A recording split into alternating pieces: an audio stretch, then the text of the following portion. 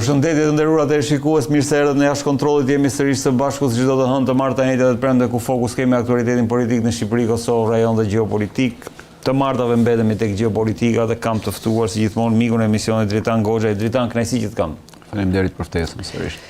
Dritan, duket se është marrë një vendim të paktën nga ana e administratës së Shteteve të Bashkuara të Amerikës që të ndalohen sulmet. Ka fjalë që thonë për shkak të këshillës generalit amerikan Bradley Cooper për ta pezulluar këtë, të tjerë thonë që kjo lidhet me faktin që po mbarojnë ato interceptorët. Nuk e di si qëndron e vërteta.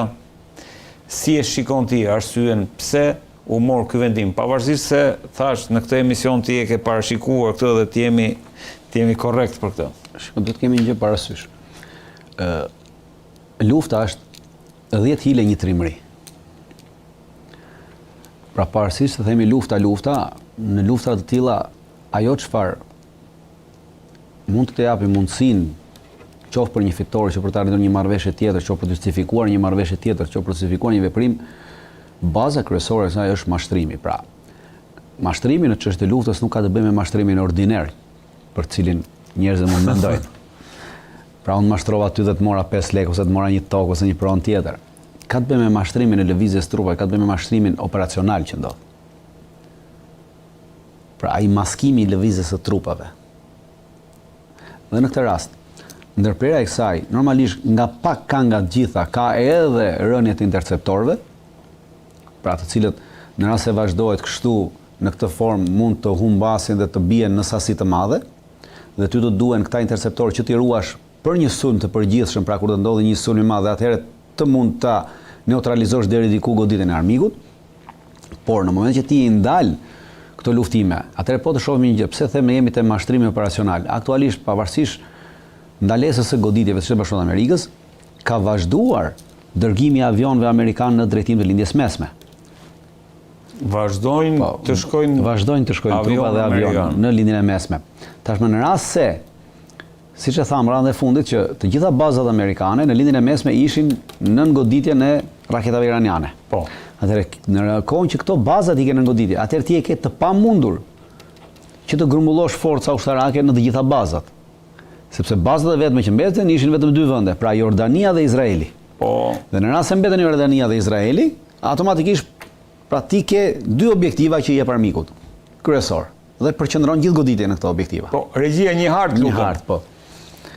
Ato hartat që të lindjes mesme nuk është vetëm një që të krijojmë idenë asaj për çfarë po ndodh kjo ndërprerje e këtyre luftimeve. Jo, kjo jemi në Liban. Jo, nuk e ke për sot, duhet ta kërkosh tek një hartë të lindjes mesme, një hartë të lindjes mesme, nuk ka rëndësi. Por vazhdon Dritan, po më thua që t'jemi te mashtrimi. Pra, jemi te mashtrimi operacional. Nuk bëhet laf për një mashtrimin ordiner. Avion po shkojnë, avionët po vendosen drejt lindjes mesme.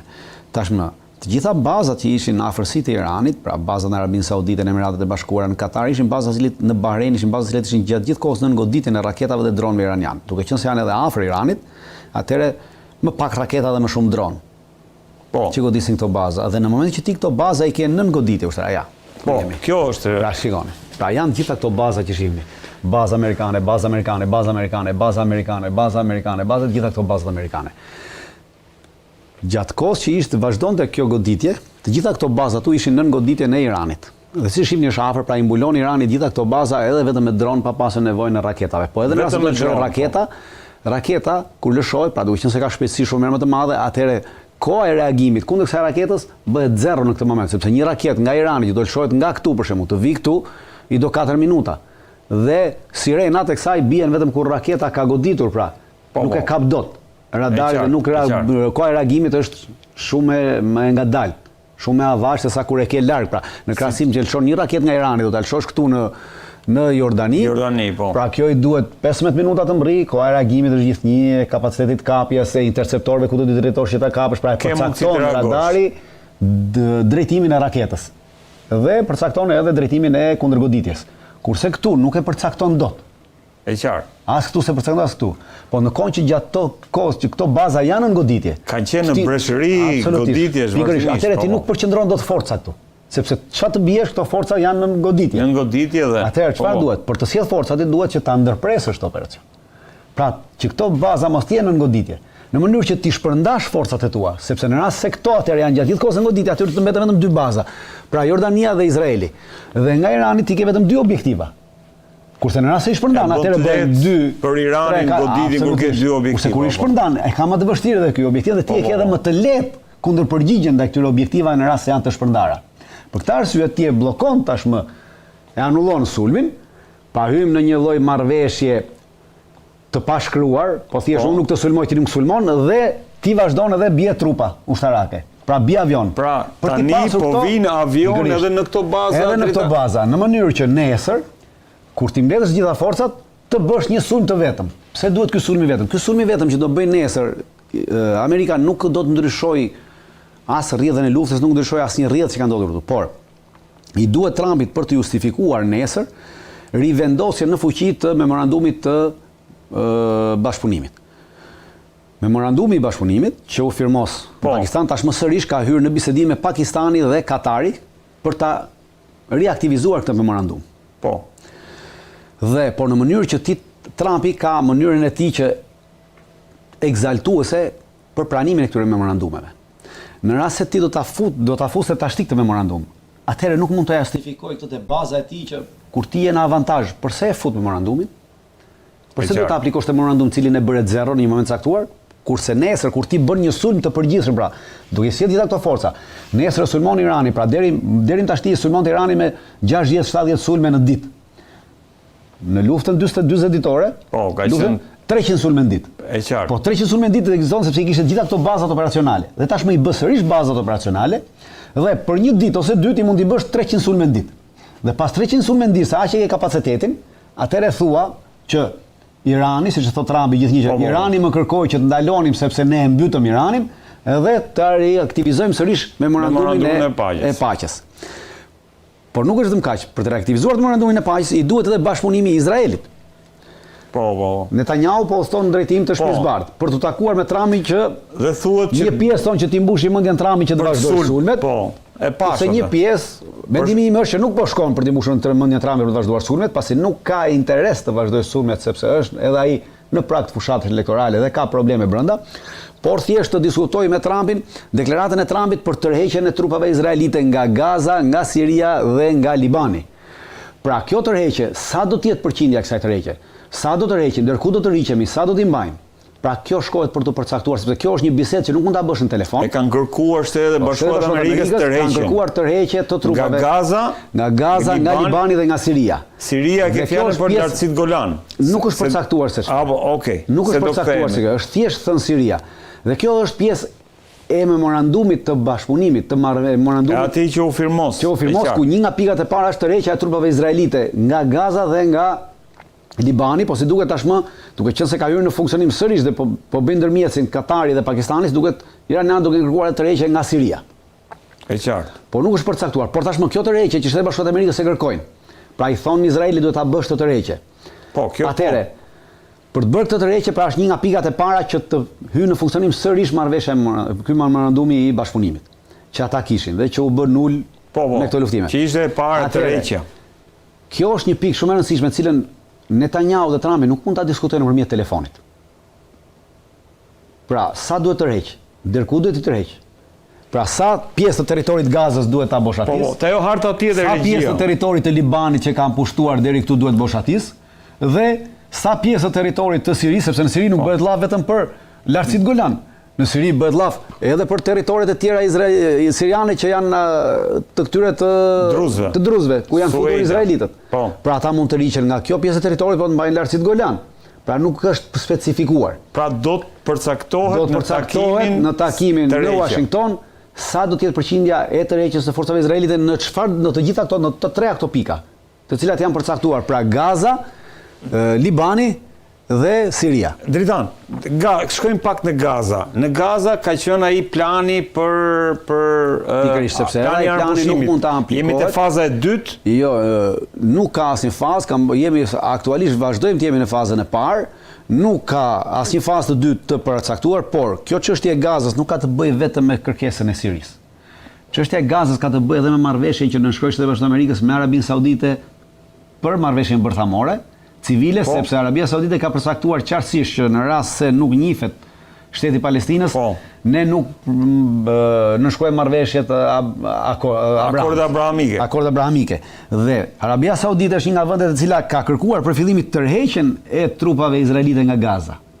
Pra, për çështjen e Gazës, presioni Amerikës i vjen edhe nga Arabia Saudite, po njëkohësisht i vjen edhe nga Irani. Dhe për këtë arsye, normalisht që biseda duhet bërë në Washington se nuk mund të bëhet nëpërmjet telefonit. Dhe për të arritur të gjitha këto nesër, për të sjellë në tavolinë të gjitha këto, atëherë çfarë bëhet? Përdoret një sulm masiv ndaj Iranit 2 ditor, 3 ditor, me të gjitha këto forca që po çohen dhe po shfrytëzohet kjo gjoja dakordësi e tyre që nuk e sulmojnë njëri tjetrin. Dhe në momentin që i ka forca atje, e bën një sulm 2-3 ditor. Ky sulm do të bëhet nga fundi i javës, nga fundi i kësaj jave, për arsye se ditën e mërkurë në Shtetet Bashkuara të Amerikës bëhet varrimi i Lindsey Graham. Trumpi merr pjesë në atë varrim dhe gjatë i varrimit normalisht Trumpi nuk bën një fjalë dhe Trumpi është, duke qenë se është një person egocentrik, nuk kërkon që të hiqet vëmendja, sepse në rast se një sulmi ditën e mërkurë, askush nuk ka vëmendje te fjala e Trumpit, e ka vëmendje gjithë te sulmi. Kështu që sulmi do të bëhet mbas varrimit të Lindsey Graham. Do bëhet sulmi Dritan? Absolutisht, sepse po vijnë këto forca. Nuk do të rriqen pa ashtu. Sa herë mblidhen thuaj nuk janë të rrequr. Pra, ky sulm do të bëhet në fund kësaj jave, apo do të bëhet në fund javës tjetër. Kjo është çështje datash, cilën nuk mund ta përcaktojmë qartësisht. Por duhet ai sulm në mënyrë që nesër të justifikohet tërheqja e forcave izraelite nga këto. Pra, sepse Trumpi do thotë nesër, iranianët na u lutën se neve shkatërruam Iranin me këto sulme, mund ta shkatërrojmë të tërë dhe na thanë, "Ok, neve pranojmë dhe neve po bëjmë një paqe." Pra, edhe izraelitët ma dëgjuan thami që po tërheqim pjesë të trupave nga Libani, po tërheqim pjesë të trupave nga Izraeli dhe po vendosim një paqe në lindjen e mesme. Dhe këtë paqe e vendosëm neve, pavarësisht se kjo erdhi si rezultati i presionit të Iranit. Pra, është e njëjta gjë, sikur thot nesër Rama që unë po jap dorëheqjen për të mbajtur paqen në Shqipëri ose presioni protestës. Pra, e njëjta logjikë. Dritan, po ndërkohë ai skenari i dytë pse Netanyahu ka shkuar atje, për cilin do doja shumë ta trajtonim, është për shkak se Netanyahu do t'i mbushi mendjen Trumpit për një sulm të madh dhe ka folur për Pickaxe Mountain, atë malin Kazëm, ka folur për projekt për këtë programin raketor të Iranit, i cili vazhdon. Duhet të kemi një gjë parasysh. Programi raketor i Iranit është një program i paprekshëm. Nuk mund ta prekë dhe nuk mund ta ndalojë askush më. Sepse sistemi raketor i Iranit shtrihet në diku 37 baza të ndryshme, të gjitha të nëndveshme. Është e pamundur që ti ta ndalosh këtë sistem. Është një sistem i cili vazhdon, edhe prodhimi, edhe amballazhimi i tyre, edhe montimi i tyre, edhe përdorimi i tyre është i gjithë i nëndveshëm. Dhe nuk është bërë sot. E qartë. Pra Irani ka 40 sa vjet që e bën këtë. Po përgatitet për. Pra nuk e ç'i bën këtij programi. E vetmja gjë që mund ekziston një mundësi që Izraeli kërkon leje nga Shtetet Bashkuara të Amerikës për të përdorur koka bërthamore për të sulmuar këtë malin ku është këtu. Po. Ato malin Kazëm.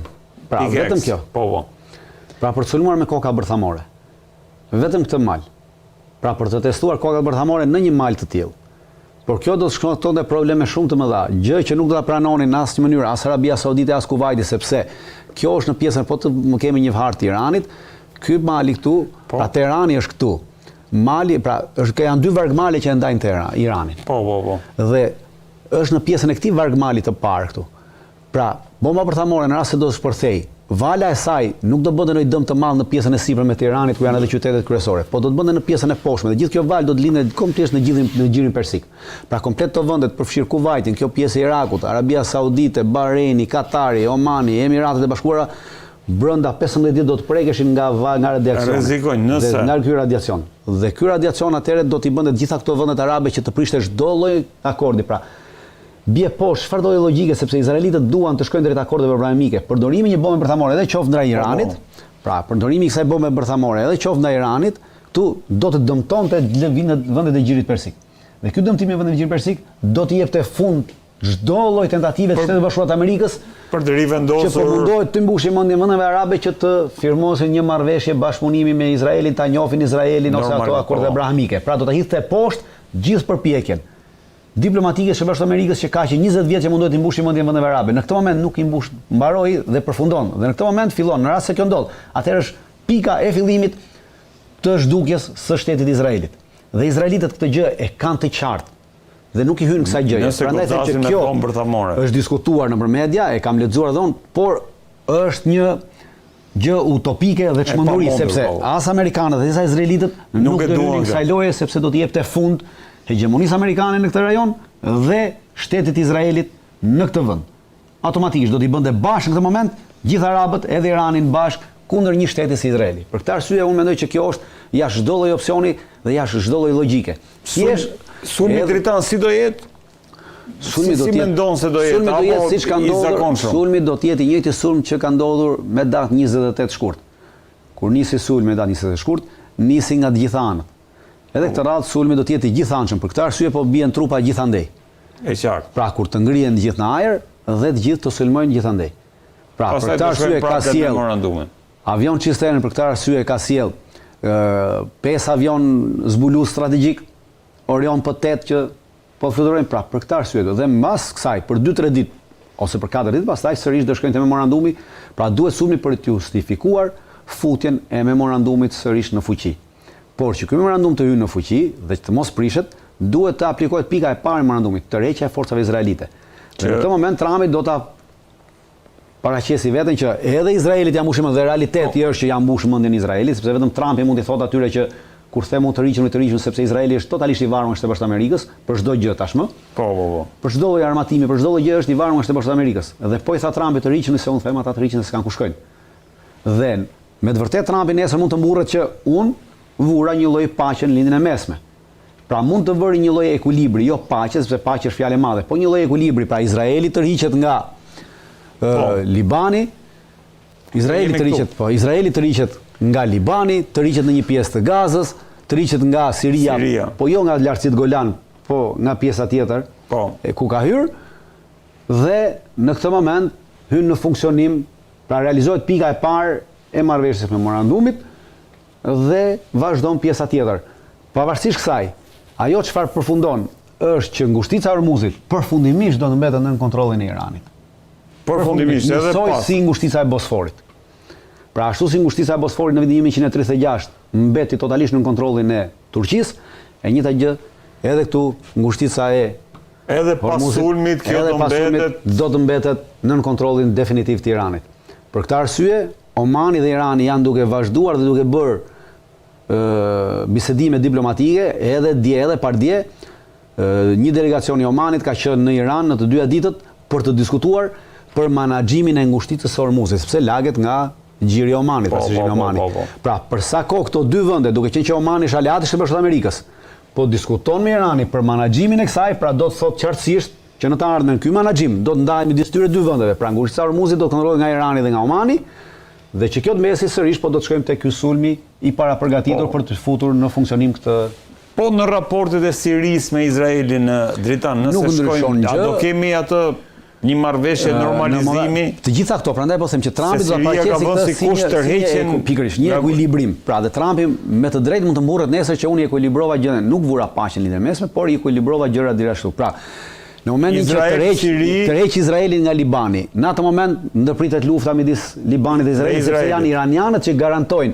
Në momentin që Izraeli tërhiqet nga territoret libaneze, Hezbollahu nuk e godet me Izraelin. Pra është Irani garantues në këtë pikë. Pra një konflikt mbyllet me Izraelin. E dyta, tërheqja nga Gaza, automatikisht bind arabët që unë e kam seriozisht çështjen e Gazës dhe ja Gazën e liruam dhe vazhdon procesi i dytë i Gazës, plani i Trumpit për të hyrë në Gaza. Pra, dhe vazhdon nuk mund të projekti për normalizimin e tjera.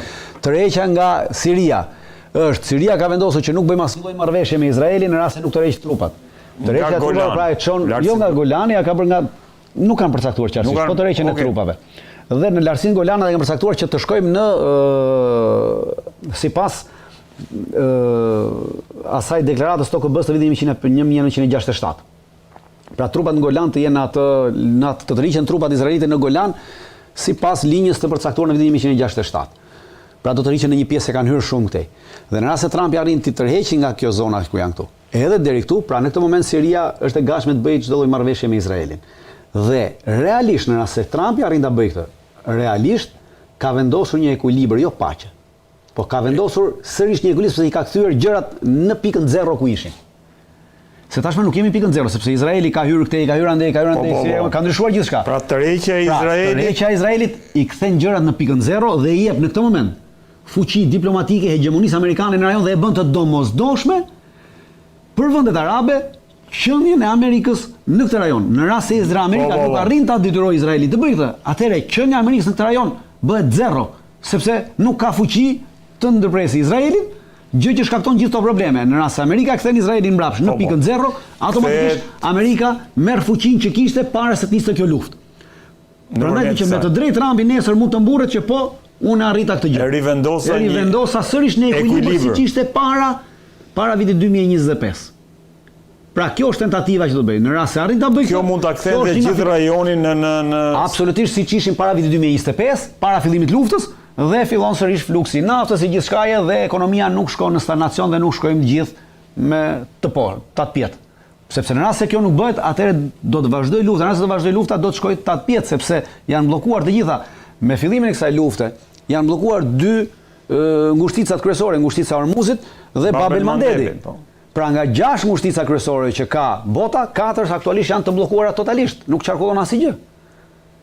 Prandaj në rast se Trumpi arrin të hapi këto dy kryesorët, automatikisht ka arritur gjën më të madhe dhe e ka rifutur Amerikën sërish domosdoshmërisht qëndrimin e saj në lindjen e mesme. Si ekuilibrues, sepse është ekuilibruesi kryesor i kësaj. Pra është siç është Prishti, është edhe ekuilibruesi kryesor në rastin. Dhe e bën kryesor qëndrimin e saj dhe të qëndësishëm qëndrimin e saj në lindjen e mesme. Qoftë edhe të reduktuar, po është e qëndësishme sepse vetëm Amerika mund ta ndalë Izraelin. Përndryshe, këtu bëhet një kaos, një mishmash i papar, dhe pasojat e cilës i pson gjithë bota me kalimin e kohës. Pra, kjo është domosdoshmëria. E qartë, jo. Panorama është e qartë, Dritan.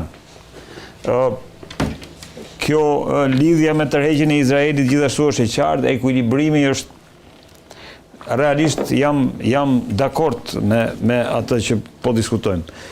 Pra, Dritan, ndërkohë me që jemi tek Irani mbori përshtypje shumë që do më thënë në lidhje me atë programin bërthamor të Arabisë Saudite, marrëveshjen që mendohet se Arabia Saudite do të lidhë me Shtetet e Bashkuara të Amerikës për sa i përket programit bërthamor, më bëri përshtypje që Irani i doli në krah kësaj, ishte pro. Absolutisht i doli në krah, sepse shikoni, Izraeli dhe Amerika kanë kërkuar që Irani të ndalë dhe programin bërthamor që ka për çështje civile. Pra ta uli përqindje. Pra, në momentin që Irani do të dilte kundra kësaj programi bërthamor për çështje civile, Arabia Saudite automatikisht i jep të drejtë Amerikës dhe Izraelit që të mundim që atëherë kur ti s'ke çdo që fqinjin te tu mos kem pse ti duhet kesh. Pra në momentin që ti thua që po edhe fqinjin të kem, atëherë i heq të drejtën Amerikës dhe Izraelit që thotë që ti s'duhet ta kesh. Po kur e ka fqinjin pse mos ta kem edhe unë? Pra po është kjo loja diplomatike e vogël, lojë fëminore, që kur e ka ai këtë lodrën, pse mos ta kem edhe unë këtë lodrën? Sepse fëmia është diplomacia nga njerë është në nivelin e fëmisë. Pra do të kuptoj në nivelin e fëmisë. Pra unë kam këtë selulapsin dhe tash që mos ma marrin mua këtë selulapsin, fëmia thotë që ta ketë edhe redi këtë selulapsin. Të ketë edhe redi një selulaps dhe kur ka edhe redi një selulaps, mua s'ma marrin këtë selulapsin. Po ama po nuk pati redi këtë selulaps. Atëherë mua do ma marri dikush selulapsin, sepse do thonë po ti pse ke kur s'ka asnjëri? E qartë. Pra logjika është fëminore në shumicën e rasteve. Pavarësisht se paraqitet në nivel të lartë diplomatik. Diplomatik edhe sofistikuar madje. Dritan, ndërkohë bën përshtypje që Ukraina ka goditur një anije iraniane. Pra janë bashkuar këto dy luftrat tashmë. Ukraina godet një anije iraniane, Irani nëpërmjet ministrit jashtëm Arakshi ka paremruar një hakmarrje me raketa hipersonike. A mundet që të shkohet deri nga Irani në Ukrainë me raketa hipersonike? Po, mundet që të shkohet me raketa hipersonike, janë dy lloj raketash, Sigil 2 dhe Khorramshahr 3 dhe 4. Distanca është diku rreth 1800 km maksimumi. Pra, këto dy lloj raketash e mbrin çdo lloj objektivi në Ukrainë. Po, ja. Pavarësisht se objektivi që mund goditet do të jetë kryesisht në objektiva në detin e Zi, pra në Odesa ose diku tjetër. Nuk besoj që do të ketë objektiva në drejtim të Kievit ose diku tjetër. Gjithsesi, mendoj që Irani do kundërpërgjigjet me 1 ose 2 raketa, goditjet do të jenë simbolike, pra nuk është se do të ketë ndonjë diçka. Do kundërpërgjigjet me raketë? Vetëm me raketë mund të. Edhe normalisht ka edhe dronë cilët mund të arrijnë, por besoj që këto do ta bëjmë me raketë dhe jo me dronë. Regjia sapo e nisa një foto të me raketë dhe me dronë, besoj që ta bëj. Tentativa e Ukrainës është një tentativë totalisht e gabuar, pra po hyn në një luftë cilës nuk i takon. Këtë po e bën Zelenski për të hyrë në hatrin e Trumpit, pra në atë për të treguar Trumpit që shife në gjithë NATO që ti kërkove ndihmë për luftë për ndihmuar për Iranin nuk të erdhi në ndihmë, kurse una jo vetëm që të erdha në ndihmë, por shikoj unë edhe sulmoj Iranin. Në mënyrë që të hyjë në hatrin e Trumpit dhe Trumpi t'i japi mundësi të miratojë sepse ka kërkuar blerjen e raketave Patriot nga Amerika dhe Trumpi ka refuzuar ato. Pra, të marrë raketat Patriot dhe të marrë edhe ndihma të tjera ushtarake dhe ekonomike dhe të zgjasë pushtetin e tij, sepse aktualisht Zelenski është në lëkundje të madhe të pushtetit të tij në Ukrainë. Në Ukrainë ka shkarkuar nga detyra ministrin e mbrojtjes, ka shkarkuar nga detyra shefin e shtabit përgjithshëm të ushtrisë. Po. E ka zëvendësuar me ministrin e mbrojtjes, ka vënë një general ministrin e mbrojtjes që varet nga ai, pra që ka qenë njeri i tij, por që në Kiev aktualisht vazhdojnë edhe sot protesta, ka pasur çdo. Kjo është drejta në Teherani. Po shikoj nuk do të nisë nga Teherani, do të kemi parasysh se Teherani Ukrainë, pra. Ka bazat fillojnë që nga këtu.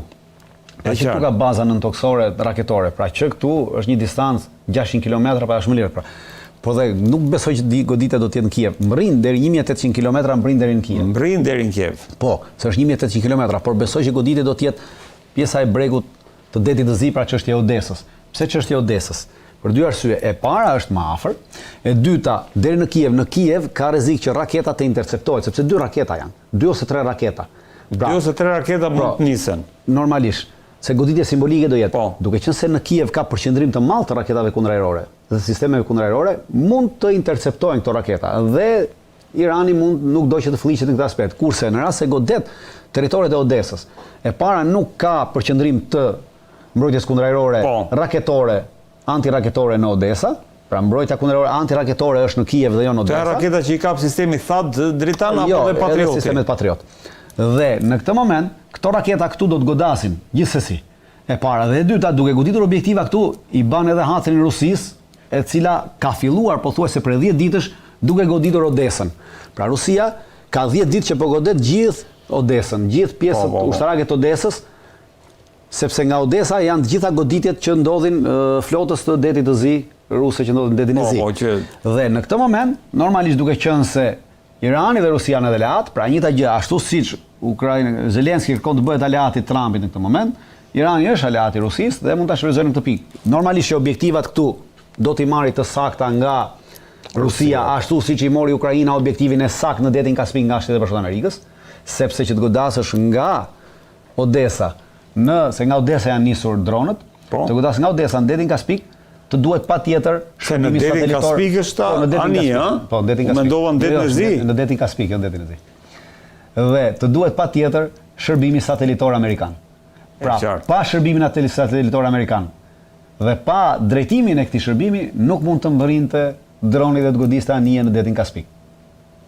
Dakor. Por kjo ka hapur një lojë tjetër, sepse përveç kësaj goditje, atëherë Irani mund të godasi në gjirin persik çdo lloj anije Ukrainase tashmë mbrapa. Nga ky moment. Nga ky moment e mbrapa. Domthonë ka hapur atë kutinë e Pandorës në raport me për Ukrainë, në raport me Ukrainë, në raport me vetën e vet. Po më thua që Zelenski e ka bërë këtë thjesht për të fituar simpatinë. E ka bërë thjesht për të fituar simpatinë e Trumpit dhe për të marrë mbështetjen e tij politike, për arsye se aktualisht siç thash, edhe sot ka pasur protesta në Kiev kundër Zelenskit për shkak të heqjes Federovit. Po, të Federovit. Dhe kundërshtarët e tij politik tashmë janë duke ja shtrënguar lakun në mënyrë që ta detyrojnë të japin dorëheqjen ose shkojnë zgjedhjet parakoshme ose diçka tjetër. Për këtë arsye tashmë i duhet mbështetja politike e Trumpit dhe ka lozur në këtë pikë.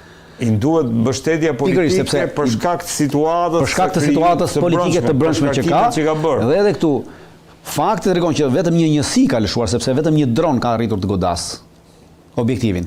Pra kjo tregon që nuk ka qenë një operacion i mirë menduar dhe i mirë programuar nga shtabi i përgjithshëm i ushtrisë ukrainase. Por është një operacion i organizuar nga një njësi e vetme. Kjo njësi e vetme mund t'i përkasë shërbime sekrete të ushtrisë, shërbime sekrete civile, të cilat kontrollohen nga Trumpi, nga Zelenski. Pra fakti që është vetëm një njësi tregon që është direkt lidhje me presidentin. Në rast se do të kishim një sulm masiv, atëherë kemi të bëjmë me një operacion të organizuar nga shtabi i përgjithshëm. Në këtë rast nuk kemi operacion të organizuar nga shtabi i përgjithshëm, por vetëm nga një njësi e vetme e cila varet direkt lidhje me presidentin dhe tregon qartësisht që është bërë për nevoja politike të presidentit. Duke i hapur Ukrainës një problem tjetër më të madh, cilin nuk ishte nevojshme t'i japej. Ndërkohë, Dritan, Zelenski ndodhet në Shtetet Bashkuara të Amerikës, po ndërkohë që Zelenski ndodhet në Shtetet Bashkuara të Amerikës, si gjithmonë ndodhet edhe një operacion, rreth 460 dron kanë fluturuar drejt Rusisë. Kemi patur më pas që do ta diskutojmë më vonë deklaratë Putinit sërish në lidhje me fatin e Ukrainës, por fillimisht do doja dija si e vlerëson këtë udhtim Zelenskit në Shtetet Bashkuara të Amerikës, çfarë mendon se mund të prodhojë? Nuk mendoj. Cili është objektivi i kësaj vizite? Nuk mendoj se do prodhojë. Jo, objektivi i kësaj vizite, siç thash, objektivi ashtu është i njëjtë edhe me objektivin e goditjes së kësaj anije. Pra objektivi si vizite, si goditjes ka të bëjë me futjen e Zelenskit në hatërin e Trumpit. Pra duhet patjetër mbështetja politike e Trumpit në këtë rast për arsye se po i lëkundet posti i tij në Ukrainë. Pra, është në Washington për shkak situatës brendshme. Që lidhet me Federovin, në fakt po e trajtonin si kryetarin e arshëm të opozitës Ukrainës, se bëri përshtypje tek një shkrim, domethënë sikur ka simpati të madhe brenda. Ajo është, pra këtu është kemi të bëjmë me një përplasje të brendshme politike në Ukrainë. Ndërkohë, sulmi vazhdon të mbetet në ato suaza, Dritan. Sulmi vazhdon të mbetet në njëta suaza, nuk ka ndryshuar asgjë, rusët vazhdojnë të përparojnë, tashmë janë afruar edhe Vladimir Putin tha që Ukraina, ne kemi diskutuar, në fakt po do doja me që e solli deklarata e Putinit këtë, Ukraina do të shkojë drejt shpërbërjes për shkak se tha ka qenë Rusia ajo që dhe Stalini sipas tij, ajo që e ka garantuar deri tani këtë sovranitetin territorial të Ukrainës. Dhe kjo është ajo harta e Kellogut, vizioni mbi post-konfliktin në Ukrainë që kur e nxirrnin përpara. Realiteti është i hidhur, po unë mendoj që ky është realiteti. Ukraina do të shkojë drejt shpërbërjes. Në momentin që Ukraina humbet Odesën, bëhet një shtet i dështuar. Dhe këtë shtet të dështuar, pra totalisht, një shtet i cili nuk ka më kapacitete prodhuese, nuk ka më kapacitete eksportuese, në ato momenti duhet Evropës ta mbajë me para. Dhe unë nuk mendoj që Evropa do të mbajë një shtet si Ukraina me para, që ta mbajë gjallë, me një qeveri të korruptuar, me një shtet të korruptuar në gen. Dhe atëherë çfarë do të bëjë edhe Evropa do të jetë e gatshme që të plotësoj, ashtu siç ka qenë gjithnjë e gatshme, Evropa nuk ka ndryshuar. Është e njëjta Evropë vitin 1113 që plotësoi orekset e vendeve tjera për të mbajtur paqen për nevojat e saj. Një të gjë do të plotësoj orekset e vendeve të saj evropiane për të mbajtur një paqe të nesërme sërish me Rusinë. Pra që Rusia të ndale dhe mos të vijë më tutje këtej, pra të mos e kalojë Dnjeprin ose të mos marrë edhe të shmangi një përplasje masive me Rusinë, do të ndajë Ukrainën midis Polonisë, Hungarisë, Rumanisë, Çekisë. Këtë tha. Pra kjo është ajo çfarë do të ndahet. Për arsye se këto vende tashmë i kanë shpallur, gjitha këto vende evropiane i kanë shpallur pretendimet e tyre ndaj Ukrainës aktualisht në parlamentin polak, në të gjitha dokumentat kur i referohet Ukrainës dhe pjesës kufitare me Poloninë, ata i referohen si Polonia e ulët. Pra pjesën e Galicias e quajnë si Polonia e ulët. Dhe kjo është një term që është përdorur më përpara për Galician, dhe Galicia i është dhënë Ukrainës pra në kohën që është themeluar Ukraina, dhe pothuajse pas luftës së dytë botërore, pra Stalini në këtë ka të drejtë, sepse Stalini ja dha Galician në Ukrainës, sepse deri përpara në fillim Galicia i përkiste ishte pjesë e mbretërisë polake, pastaj kur u prish mbretëria polake që ishte pjesë e Commonwealthit Poloni, Lituani, i kaloi Austro-Hungarisë, perandorisë austro-hungareze, kur u prish perandoria austro-hungareze në luftën e parë botërore, pra në luftën e parë botërore i kaloi Austrisë, dhe pastaj në luftën e dytë botërore i kaloi Ukrainës. Pra ishte Stalini ai që e futi dhe ja dha në luftën e dytë botërore. E njëjta gjë ka ndodhur edhe me territoret e hungareze të cilat ndodhen sot nën kontrollin e Ukrainës. Këto territore hungareze ndodhen janë marrë.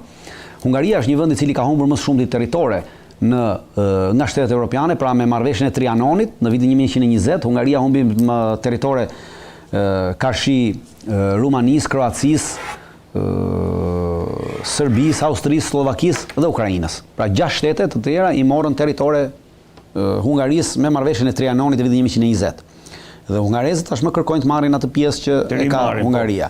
Gjithashtu është rumunët kërkojnë të marrin pjesën e Besarabisë. Në vitin 2025, një deputete rumune, tashmë nuk kujtohet emri, paraqiti një ligj të posaçëm për ta kaluar në parlamentin rumun, ku kërkonte që Rumania të njifte si territor të saj territoret e Besarabisë, të cilat ndodhen nën kontrollin e Rumanisë dhe përfshin 2 qytete, përfshin një pjesë deri në afërsitë e Odesës dhe përfshin qytetin e Ismailijes edhe një qytet tjetër që ndodhet që lag lumi Danub. Pra i ka kërkuar, nuk kaloi, pra normalisht propozimi i saj që të kalonte ky ligj në parlamentin rumun nuk kaloi si ligj, por ama tentativa është e tillë. Gjithashtu projekti mbetet. Pikërisht, pa kemi pjesën e Bukovinës, edhe ajo pjesë e Ukrainës, pjesë e Bukovinës e cila ka qenë gjithnjë pjesë e Moldavisë. Pra edhe ajo është marrë gjatë pas luftës së dytë botërore, sërish Stalini ja vuri Ukrainës, edhe Transkarpatian, edhe ajo sërish e cila i përkiste Hungarisë dhe Çekosllovakisë, ju dha Ukrainës pas luftës së dytë botërore. Dhe ajo çfarë ka thënë Putini, ka thënë një realitet që pjesa më e madhe, gjithë pjesa perëndimore e Ukrainës i përket vendeve evropiane, të cilat Stalini i mori pas luftës së dytë botërore dhe ja dha Ukrainës. Dhe ishte Bashkimi Sovjetik ai që garantonte integritetin territorial të Ukrainës me rënien e Bashkimit Sovjetik. Ky integritet territorial garantohej vetëm mbi një marrëveshje me Rusinë, pra një marrëveshje paqe me Rusinë. Çfarë do dhe lufte me Rusinë, automatikisht do të çonte logjikisht dhe do të çojë në zhbërje totale të Ukrainës. Si shtet. Kjo është logjika. E njëjta gjë. Pra, lufta e ftohtë, për sa kohë ekziston lufta e ftohtë, garantonte integritetin territorial të Ukrainës. E njëjta gjë që ndodhte, pra kemi të njëjtën sistem, të njëjtën gjë. Për sa kohë ekziston lufta e ftohtë, garantonte integritetin territorial të Jugosllavisë. Jugosllavia u ngrit një shtet pas luftës së dytë botërore mbi baza dhe mbante edhe territoret shqiptare siç ishte Kosova që nga viti 1913 mbrapa, që u dha. Por lufta e ftohtë ja garantonte mbajtjen e Kosovës. Me prishjen e luftës së ftohtë, askush nuk garantonte integritetin territorial të Jugosllavisë, e cila filloi të prishet me luftën e vitit 90 dhe në fund në 99 u prish dhe humbi edhe Kosovën. Pra neve sërish ja morëm Kosovën Serbisë. Me rënien e pra, kësaj. Ishte rënja e kësaj dhe në këtë aspekt, pra rënja e luftës së ftohtë, sa ekzistonte lufta e ftohtë, ishin të garantuara këto territore, si të Jugosllavisë, si të Ukrainës. Me rënien e luftës së ftohtë, automatikisht këto territore nuk ka më kush i garanton dhe janë të lira që ata që i kanë nuk të rimarrin territoret e tyre në bazë të mundësisë dhe kapacitetit. E njëjta gjë do ndodhi edhe me Ukrainën, nuk është se do ndodhi për 6 muaj, nuk është se do ndodhi për 1 vit, por ama brenda një periudhe 5 vjeçare deri 10 vjeçare, Ukraina nuk do të ekzistojë më si shtet dhe të gjitha këto shtete evropiane, siç thash, Hungaria, Polonia, Slovakia, Rumania dhe Moldavia nesër, të gjitha këto do t'i marrin territoret e tyre në Ukrainë. Dhe kjo është edhe interesi i Bashkimit Evropian, sepse në këtë mënyrë Bashkimi Evropian zgjerohet. Pra Bashkimi Evropian më shumë ka interes të zgjerohet me shtetet e veta se sa ta fusë Ukrainën pjesë të Bashkimit Evropian. Sepse nuk e menaxhon dot. Futja e Ukrainës në Bashkimin Evropian ka probleme të mëdha ekonomike se në gjëra për Bashkimin Evropian. Politike, gjithçka tjetër. Kurse kur e ndan, këto probleme bëhen probleme të shteteve të tjera evropiane dhe jo të Bashkimit Evropian. Dritan, se po flisim për ato, për raketat, edhe mu kujtua edhe një lajm tjetër që lidhet me këto raketat Hypershekan, çfarë kanë të veçantë, sepse lexova një artikull që ishin kthyer në problemin kryesor për shkak se janë të pakapshme, të pa interceptueshme, ose si më thonë e devijojnë shumë kollaj atë interceptorët. Shiko, problemi këtyre raketave ka të bëjë. Gjitha këto raketat janë të pakapshme në momentin që hynë në hapësirën e tokës. Pra në një moment caktuar, edhe Hypershekan del nga atmosfera? Dalin nga atmosfera dhe në moment që hynë në atmosferën e tokës, shpejtësia e kokës të këtyre, pra kjo koka që është e shkëpushme, shihni?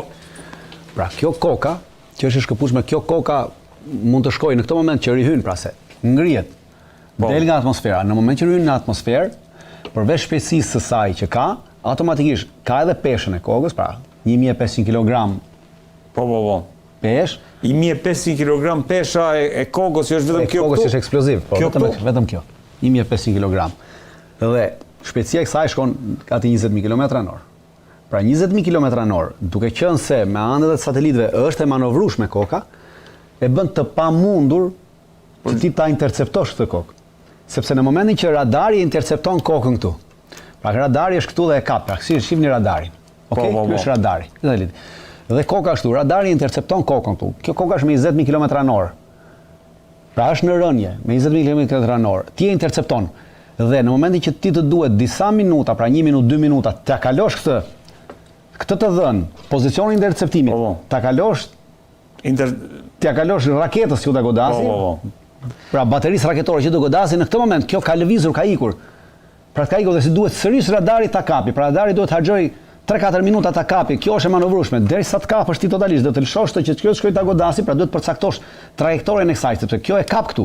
Por kjo e kap dhe përcakton, është duke ecur në këtë drejtim, dhe përcakton trajektoren, dhe me këtë shpejtësi i jep të dhënat saj dhe kjo raketë lëshohet dhe e bën për llogaritje që duke ardhur me këtë shpejtësi, me këtë trajektore, kjo raketë nuk do të godasi këtu, po kjo raketë vjen edhe godet këtu. Por duke qenë e lëvizshme, ti të duhet gjatë gjithë kohës që ta mbash sepse kjo lëviz, në momentin që ikën këtu, atëherë kjo raketë nuk ka ku ta kapi këtu.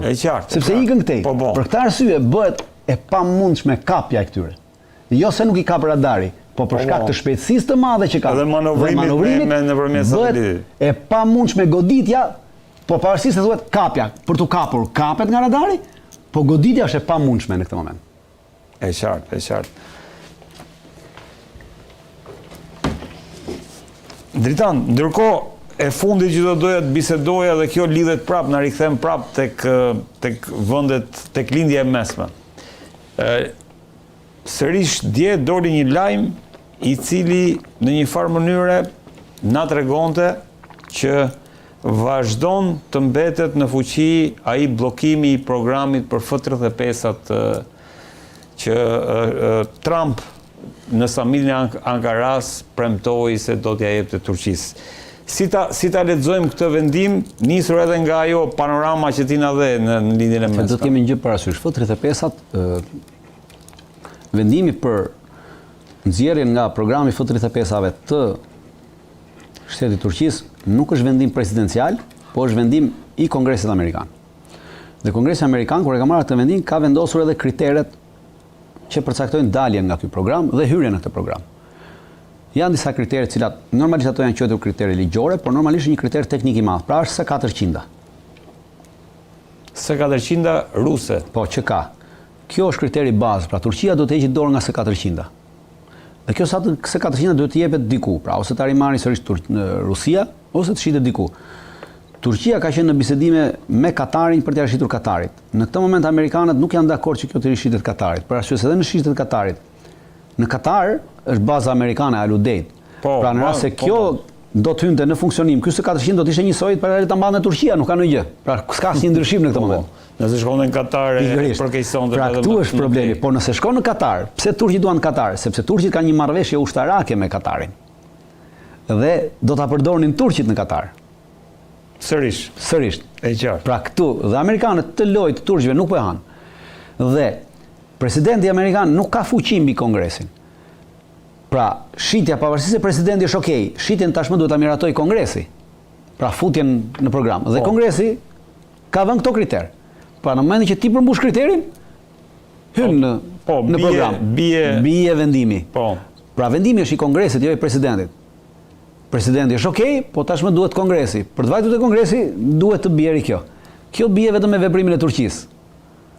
Dritan, dakord, po refuzon Turqia, se kishte shumë komentatorë që në një farë mënyre e vendosnin Turqinë midis Washingtonit dhe Moskës dhe Erdoganin midis Trump edhe Putin. Apo refuzon Turqia që le të themi ta shesë S-400 apo thjesht Unë mendoj që Turqia herë refuzon, herë do ta shesi. Problemi është që duke qenë se në fillim ka pasur një ofertë nga India për ta marrë, ndërmjetësin atë kohë e bërin rusët për ta marrë India, turqit e refuzuan këtë protestë, këtë ofertë. Për arsye se nëse shkon në India, atëherë kjo është jashtë kontrollit të turqëve totalisht, pra dhe futën në lojë Katarin. Në mënyrë që ta mbajnë sërish turqit në kontroll. Po, e qartë. Por se 400 në lindjen e mesme është e papranueshme për amerikanët. Po, në gjitha kuptimet. Pra, këtu është Erdoani po do që të lozi ta mbaj mirë edhe ande edhe këndej. Pra, ta mbaj si fuqi sepse është se 400 është një fuqi. Në çdo kohë nesër mund të japë fuqi sepse i duhet, se 400 nesër pse i duhet? Nuk e ka hallin te NATO as te Amerika. E ka hallin nesër në rast se shkon në një përplasje me Izraelin. Në moment që e ndezin se 400-ën, ata e bllokojnë Izraelin. Nëpërmjet se 400. Absolutisht, jo. Se 400 ka radarin 500 km, pra çfarë do lloj gjëje që ngrihet nga Izraeli, që në momentin që ngrihet, ata e interceptojnë dhe e kanë në kontroll. Dhe e nxjerrin jashtë lojë çdo lloj operacioni, çdo lloj tentative të Izraelit ndaj Turqisë nesër. Pra për këtë i duhet Erdoganit, dhe ndaj nuk dëshiron ta heqi, dhe mundohet të lozi sa ndej, ta shty sa më shumë gjendjen, dhe do vazhdoj kjo lojë. E qartë. Jo, pyetja tjetër që do doja të bëhem me këtë është a kemi një sepse në deklarata dhe Trump dhe Erdogan janë shumë të ngrohtë me njëri tjetrin, po në akte aktualisht janë akte të cilat nuk varen nga presidenti. Pra, këtu është gjithë problemi. Për momentin, duke qenë se presidenti amerikan do shkojë edhe në zgjedhjet e nëndorit, nuk mund të hyjë tashti në një përballje me Kongresin dhe t'i shtyjë ata që të pranojnë një kërkesë të tij që të hiqet kriteri dhe të futet F35. Pra, pa kaluar edhe zgjedhjet e nëndorit, Trumpi nuk do të hyjë këtyre lojrave politike të cilat mund t'i kushtojnë atij të ardhmen politike të vetës dhe të partisë tij. Ka besën me Kongresin. Dhe këtë nuk e bën as për hatër të Erdoganit, as për hatër të askujt. Prandaj do të vazhdoj kjo siç është në këtë faza. Dritan, të falenderoj shumë që të kisha. Faleminderit. Në këtë pjesë e emisionit është bashkuar me mua pedagogu i shkencave politike në Universitetin e Tiranës, Klejt Këlliçi. Klejt, kënaqësi që të kam si gjithmonë. Faleminderit. Klejt, sulmet amerikane ndaj Iranit u ndalën sërish. Generali amerikan Bradley Cooper thonë që e ka këshilluar Donald Trumpin që të ndalojë, që nuk është në interes të SBA-ve ta vazhdojmë më tej këto sulme për shkak se objektiva strategjike janë realizuar. Një pjesë thonë që sulmi ka ndaluar për shkak se po mbarojnë interceptorët. Po, është në krizë. Faktën një lajm edhe në mediat amerikane e lexova. Si qëndron e vërteta e ndalimit këtyre sulmeve? Janë të gjitha hipotezat që janë hedhur janë deri diku të vërteta. Është e vërtetë që Shtetet Bashkuara të Amerikës kanë një krizë ose një deficit për momentin në raketa Patrioti, në interceptorët. Me sa duket Patrioti mbetet sistemi më i rëndësishëm deri tani, të paktën që e ka treguar veten edhe në të dyja konfliktet, edhe në Ukrainë edhe në Iran, si një nga armët më të rëndësishme e cila intercepton kap raketat që hidhen nga kundërshtarët. Dhe deri tashi Shtetet Bashkuara të Amerikës kanë djegur nga momenti që kanë filluar konfliktin rreth 2000 ca, pra gati totalisht rezervën ushtarake që kanë pas dhe duhet ta rekuperojnë, dhe kjo mund të shihet si një pjesë, si një lloj strategjie për rekuperimin për rimarrjen e forcave, gjë që është normale në një konflikt. Konfliktet nuk vazhdojnë në mënyrë të përditshme, ka fushata, ka objektiva dhe më pas ka dhe rikonstituim të forcave në terren, rigrupim, rikonstituim të forcave, rezerva etj. etj.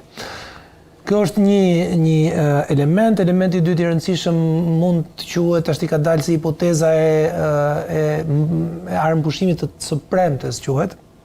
Armëpushimit të premtes. Sepse se të koincidon me momentin në cilin mbyllet në tregjet në Shtetet Bashkuara, mbyllet bursa, është dita e fundit e bursës dhe çmimi i naftës mund të arrijë në ato limite për të cilat më pas të vjetë dita hënë, është 1-2-3 ditësh, i cili në terma financiar për neve që jetojmë në një treg shumë të vogël mund të mos jetë shumë i rëndësishëm, po për ekonomi shumë të dhaja është e rëndësishme dhe ka një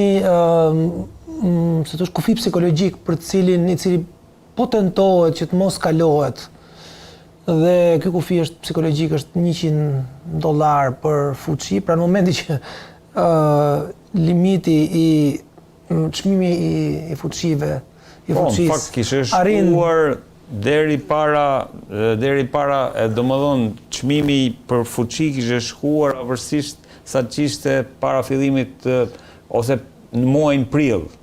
Pra diku ku shkon deri tek 100-shi dhe më pas në sulmet ndalojnë, pëson një rënje, diku ke $3-4-5 sa mund tjetë, edhe rifillon prap. Kjo është një hipotezë tjetër, pastaj nëse janë ose jo sulmet në dëm të shtetit amerikan, është e kuptueshme për momentin, ose në pjesa dërmuese e analistëve mendojnë që Shtetet Bashkuara këtë luftë e kanë humbur, në kuptimin e asaj që kanë arritur objektiva strategjik, objektiva taktik të rëndësishëm, si shtyrja e një fillimit programit bërthamor nga ana e Iranit për disa vite, po jo eliminimi total i mundësisë për të filluar një program bërthamor.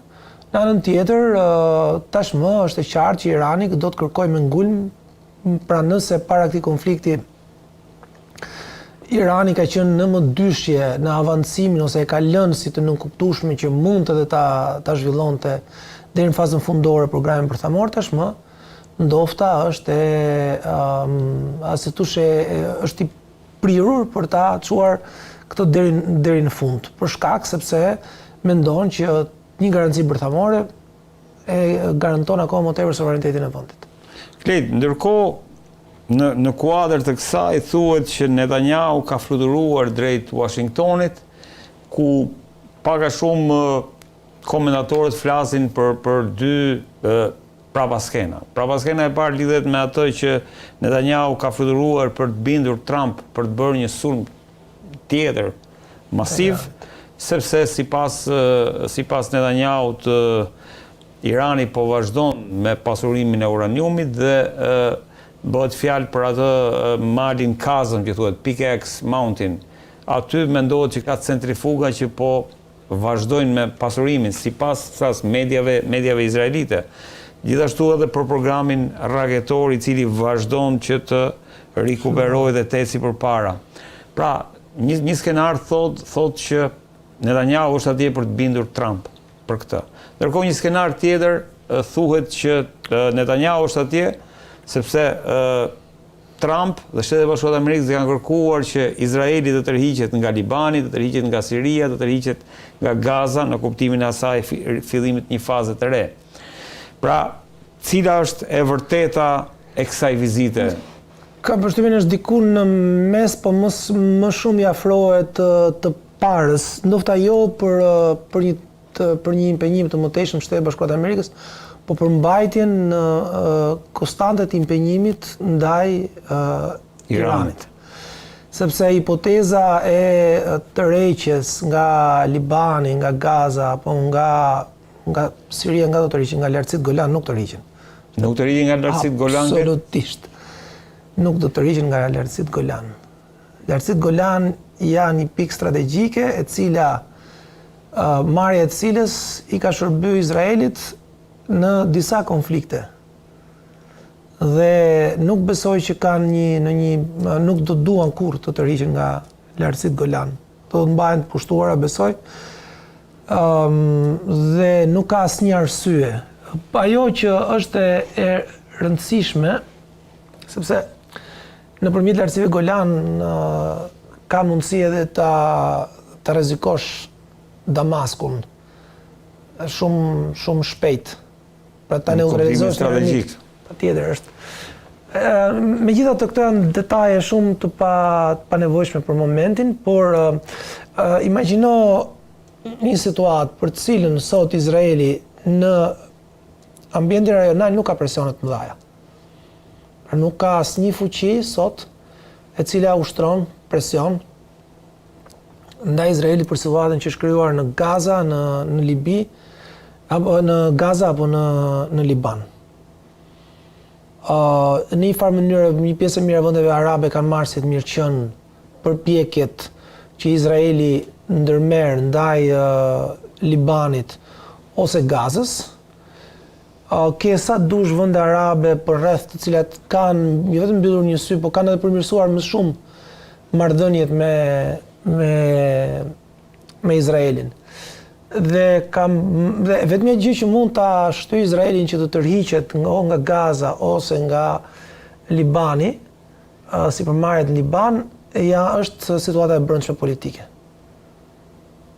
Është e vetmja shtys që edhe ndofta në presion i Shtetet Bashkuara të Amerikës. Jo, po këtë bëhet fjalë, pra që Shtetet Bashkuara të Amerikës po i kërkon Izraelit që të tërhiqet. Nga Siria është e pamundur.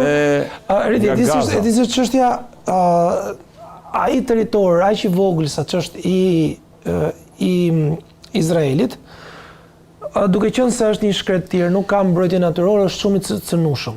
Po. Të gjitha aneksimet që Izraeli ka ndërmarrë në vitet 50, 60, kur janë zhvilluar 67-ën, duhet jenë bërë aneksimet më të mëdhaja, jo aneksimet, po pushtimet. I kanë shërbyer Izraelit për definu mbrojtjen nga aktorët, nga vendet të cilët e kanë sulmu, siç është Egjipti, Siria, potencialisht edhe Jordania, Jordania mas 67-ës nuk është fut në konflikt, nuk ka qenë pjesë e konfliktit. Dhe Izraeli ka dorëzuar Sinain nga këto se tush pushtime të cilat i ka pas, kanë qenë pushtime jo aneksime, duhet ta ketë dhënë diku në vitet 80 masi është arrit një farë paqeje me Izraelin, që çoi pastaj edhe në vrasjen e presidentit të Egjiptit, të asaj kohe. Dhe po përveç Sinait nuk është se ka dorëzuar, nuk është se i ka dorëzuar sirianëve lartësitë Golan. Dakor. Dhe praktikisht lartësitë Golan treguan. Ideja është nga që po përflitet, ai Guterres ishte në Siri. Unë nuk e besoj. Javës që shkoi edhe u fol për. Unë nuk e besoj, do të kërkonte një lloj normalizim të marrëdhënieve të Sirisë me Izraelin. Do të kërkonte një, po problemi që ndron këtu, Redi, që ka në raport me Izraelin në vendet arabe mund të ketë dy fryma. Një mund të jetë ajo e qeverisë në pushtet, dhe një mund të jetë ajo e opozitës, e cila çdo lloj opozite e brendshme, dhe po ta shohësh në të gjitha vendet arabe, cila do opozite e brendshme ka përdor raportin me që ai vend ka ose mund të ketë me Izraelin në funksion të debatit të brendshëm politik. Mos harrojmë që në Egjipt situata politike mbas viteve 80 dhe opozita e brendshme ndaj regjimit egjiptian deri vonë, të gjitha liderëve egjiptian ka qenë raport me marrëdhënien që ky vend ka pas ose jo me Izraelin. Kjo marrëdhënie mund të mos jetë marrëdhënie miqësore, mund të mos jetë marrëdhënie e ngushtë dhe shnetshme bashkëpunimi, por thjesht një marrëdhënie paqe e cila implikon vendosjen e besimit mes palëve dhe mundësinë që lufta është goxha larg. Nëse kjo deri diku mund të jetë arrit me Egjiptin, edhe për shkak të problemeve që ka pas ripi Gazës, pra si tension që ka prodhuar gjithmonë ripi Gazës si ambient politik, strategjik etj. Në rastin e Sirisë, dhënia e lartësive Golan do të jepte një avantazh shumë të madh. Do t'ia jepte Sirisë në raport me Izraelin.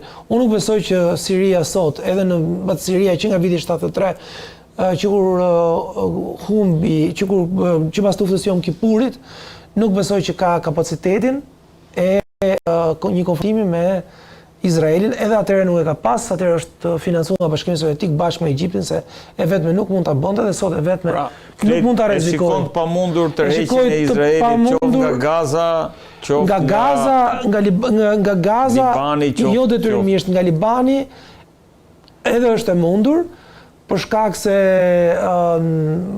edhe për shkak të një lloj raporti të çuditshëm që është krijuar në konfliktin mes ushtrisë izraeliane dhe Hezbollahut, ku Hezbollahu për shkak edhe të eksperiencës iraniane etj. Ka pas përdorim masiv edhe me deri diku me lloj efikasiteti të dronëve, pra është e vështirë sot që të luftosh në Liban me kushtet që ke luftuar fjala vjen në Gaza.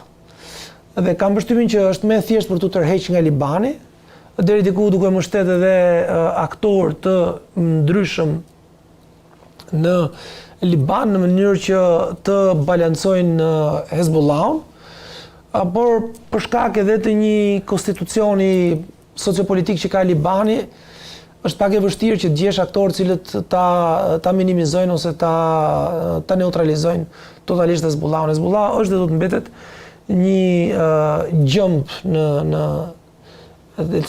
në trupin e Izraelit, cilë do ta shqetësojë gjithmonë. Klet, ndërkohë do kalojmë pak edhe tek Ukraina, po para se shkojmë te Ukraina, do shkojmë tek sulmi që Ukraina i bëri një anije iraniane.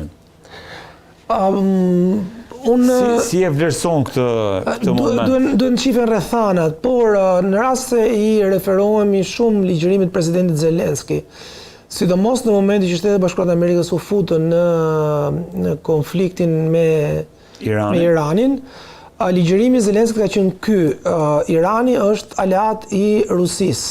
Ne jemi aleat Shtetet Bashkuara të Amerikës.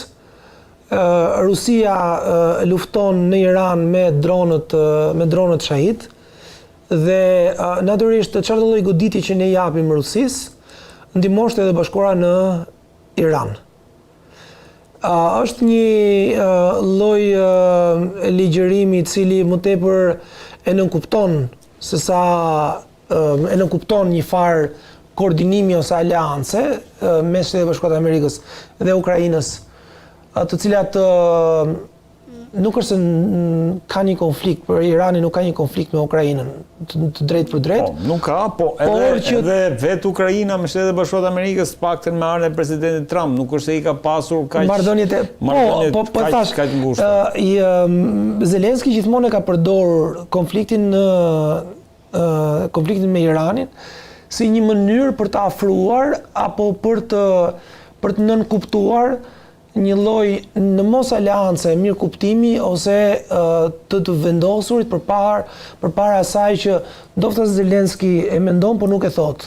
Është aksi i të keqes. Po, dakor.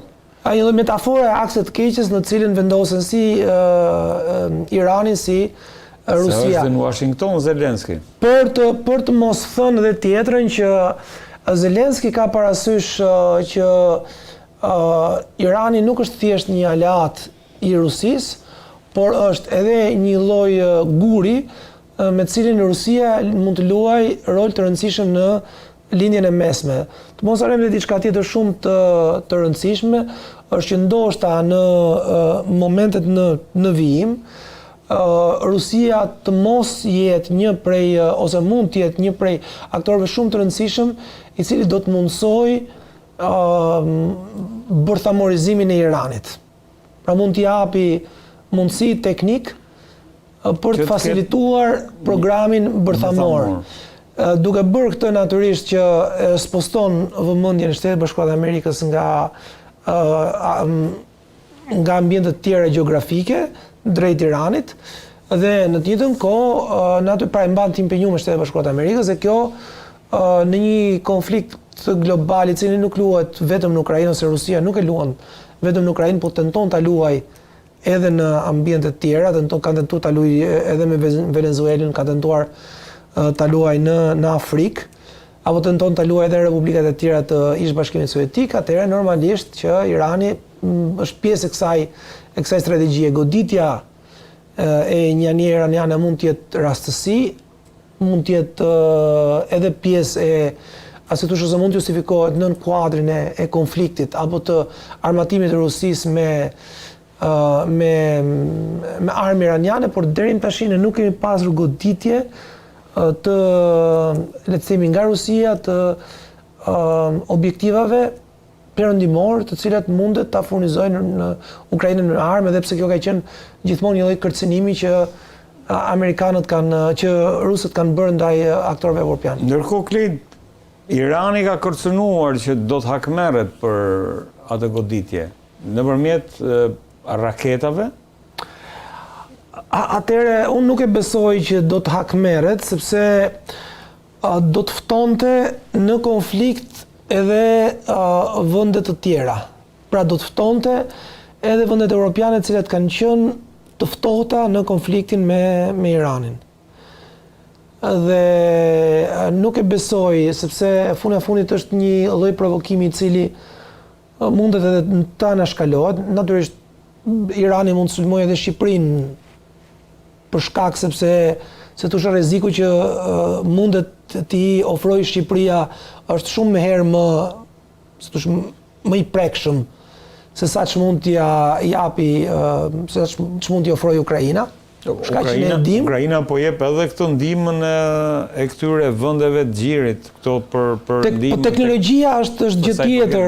Në rast se Shqipëria ka një aktor politik i cili konsiderohet si jo vetëm destabilizues, por si rrezik për regjimin e Iranit, përbën më tepër rrezik se sa që përbën Ukraina. Teknologjia është diçka që lëviz në këto kushte dhe në rast se do të merresh kjo si lloj provokimi, atëherë bota do të ishte një lloj konflikti permanent, se fundi e fundit çfarë do lloj teknologji që ti mund transferosh në një vend luftë mund konsiderohet si pjesë e ushqimit të aparatit të luftës.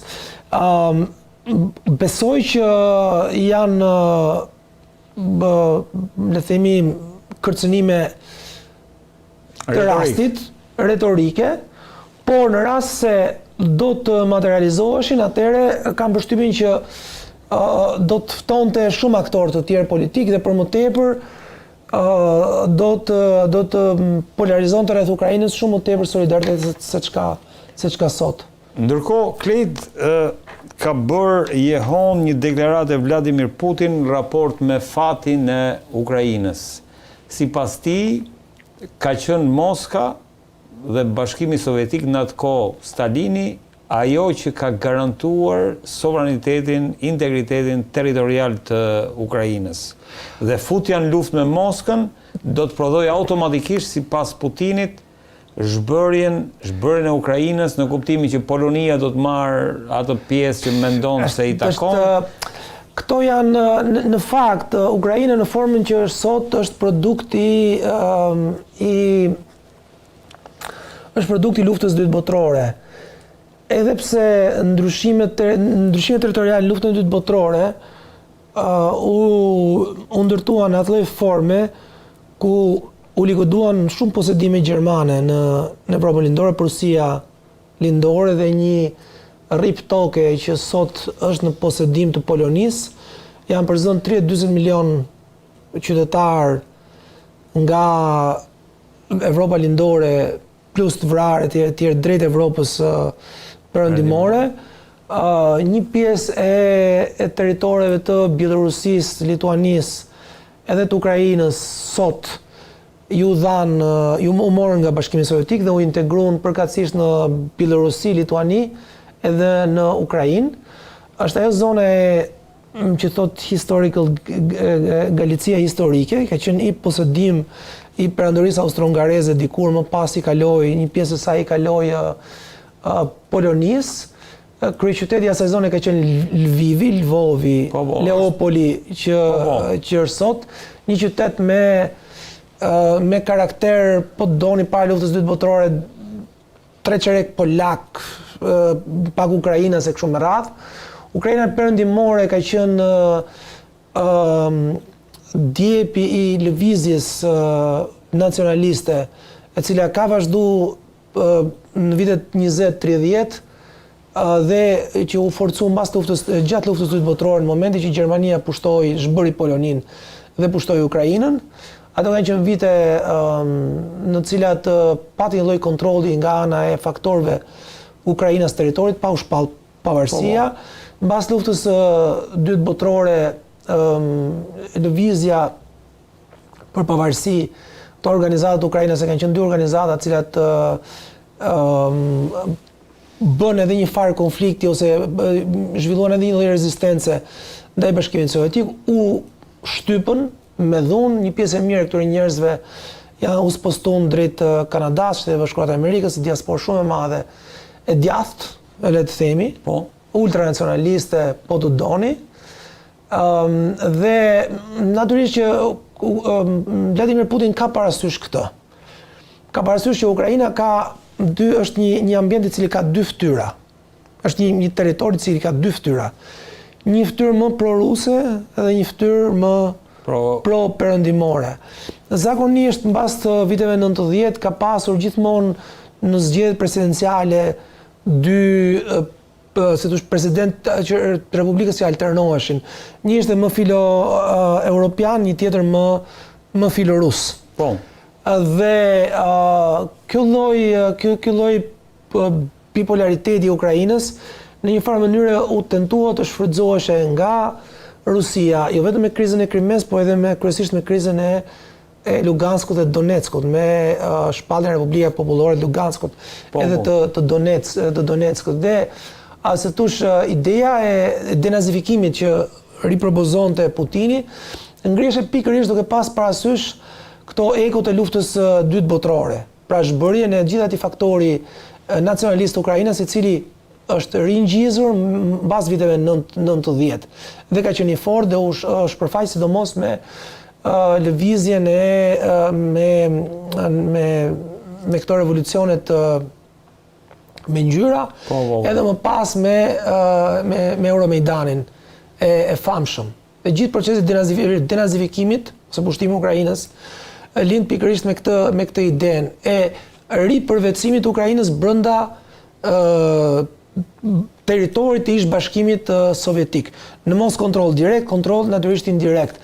Me këtë lloj ideje që po propozon Vladimir Putin, teorikisht po kërkon një lloj aneksimi të një pjesë të territoreve që neve i shohim, pra njohjen, dhe krijimi të një Ukraine që të vogël, ultranacionaliste, e cila do të reflektonte pak a shumë këto idetë e viteve 30 më tepër se sa ato që kanë ndodhur mbas të luftës botërore. Sa reale janë këto pretendime të Vladimir Putin? Nuk besoj që janë në kushtet aktuale. Nuk besoj që janë reale, sepse një nga problemet e mëdha që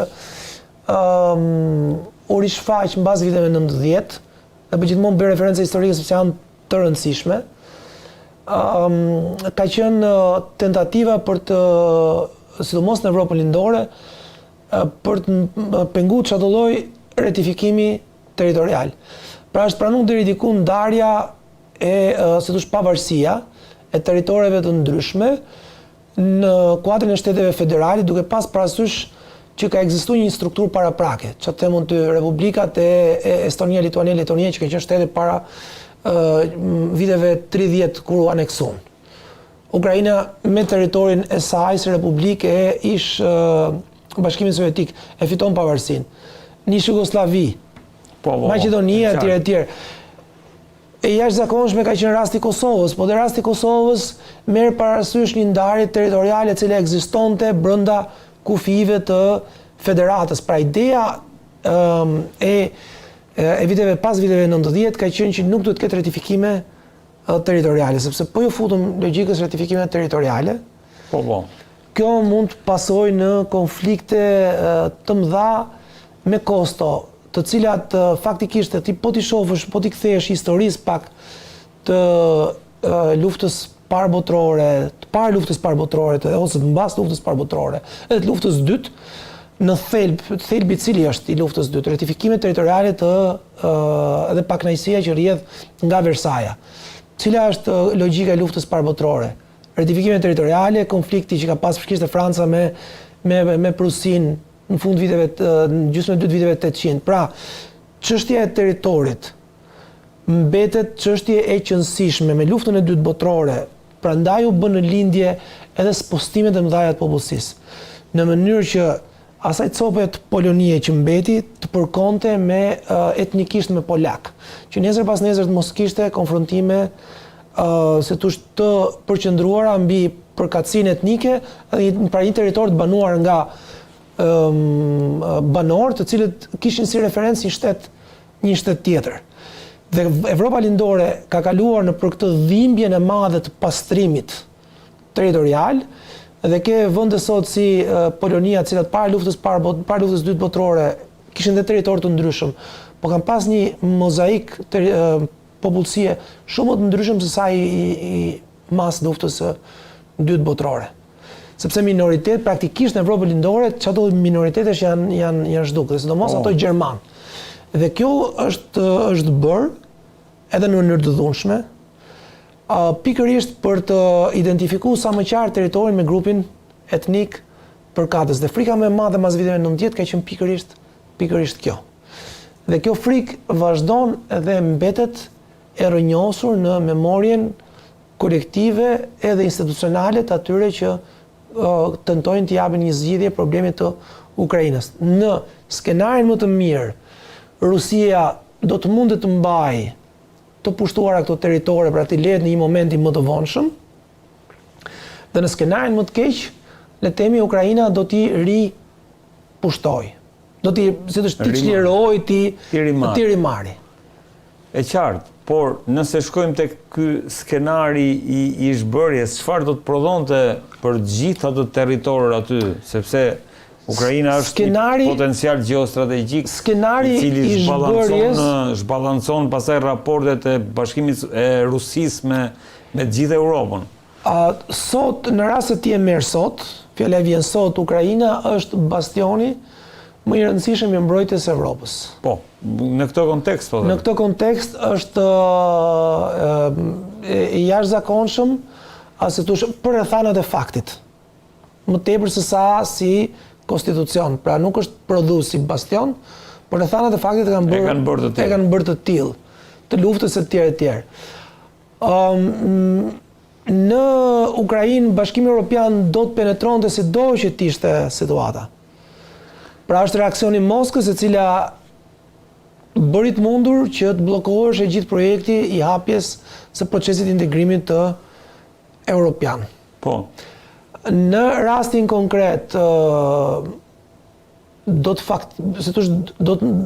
merret si e mirëqen që Ukraina është pjesë e Bashkimit Evropian, por nuk besoj që në asnjë prej momenteve të ndryshme historike vendet të veçanta që janë bërë pjesë e Bashkimit Evropian janë faktorizuar si armiq të Rusisë.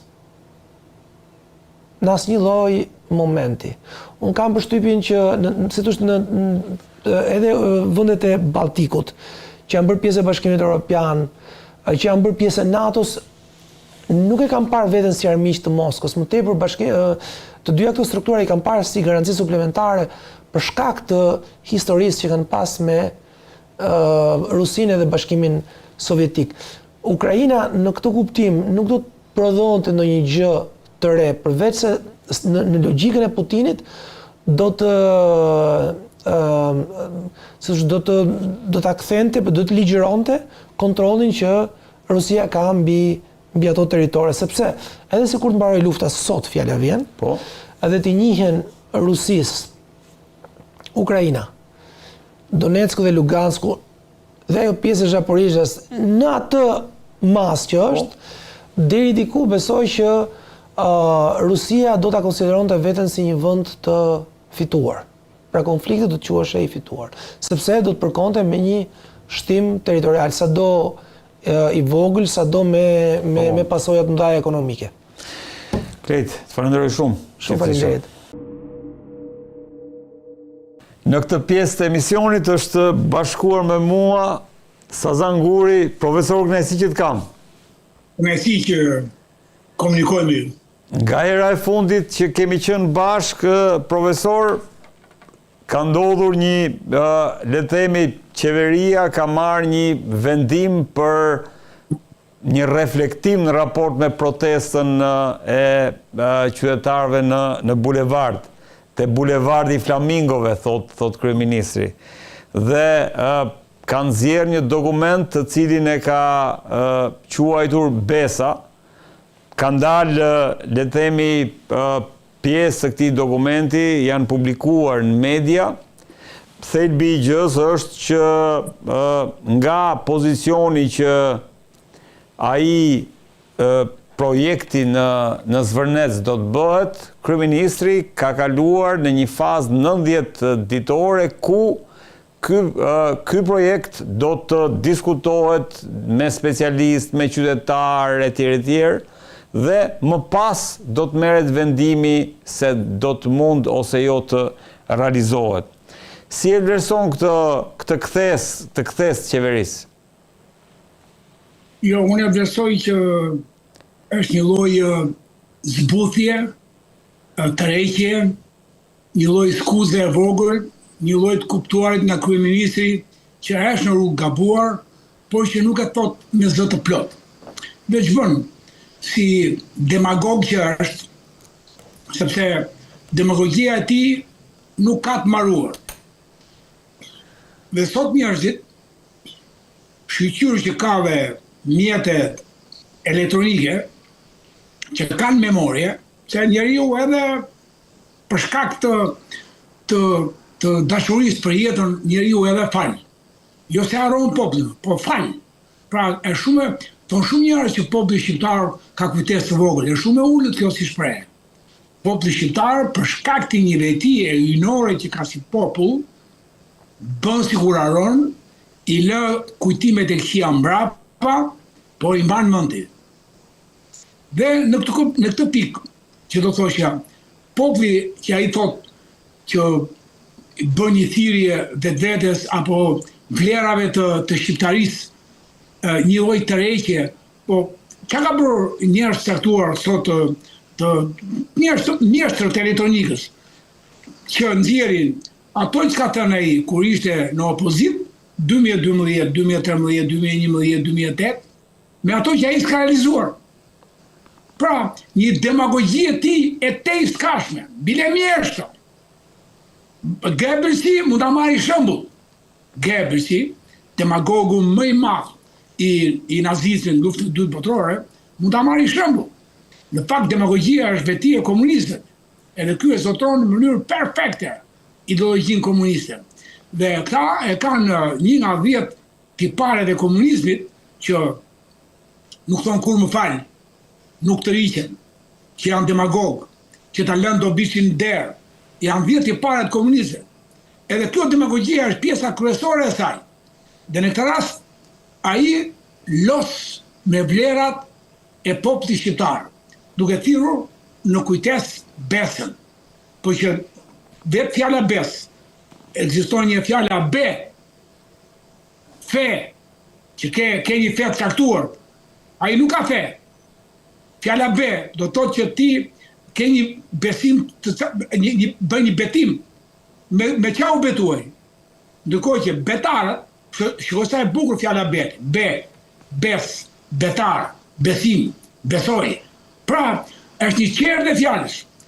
Cili nga këto vetit të besës ka ai, që beson ke populli, që betohet me një gur, sepse betari betohet me një gur, që erë betar, që e ka bërë me 10 herë demagogjin që ka thënë ndryshe dhe ka bërë ndryshe.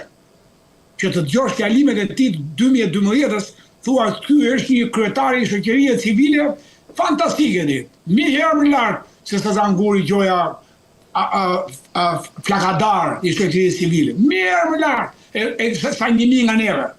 Dhe kur erdhi në 2013, të gjitha e ka fshirë. Të gjitha ka bërë të kundër, do bie ujë 24 orë. Do heq këta të kompanitë e naftës. Jo, nuk i hoqi, po i shtoi ti. Do heq rrugët që bënte Berisha me 13 milionerë rrugë e kombit. Jo, nuk e bëri 13, po bëri 20 milion rrugë të shesht.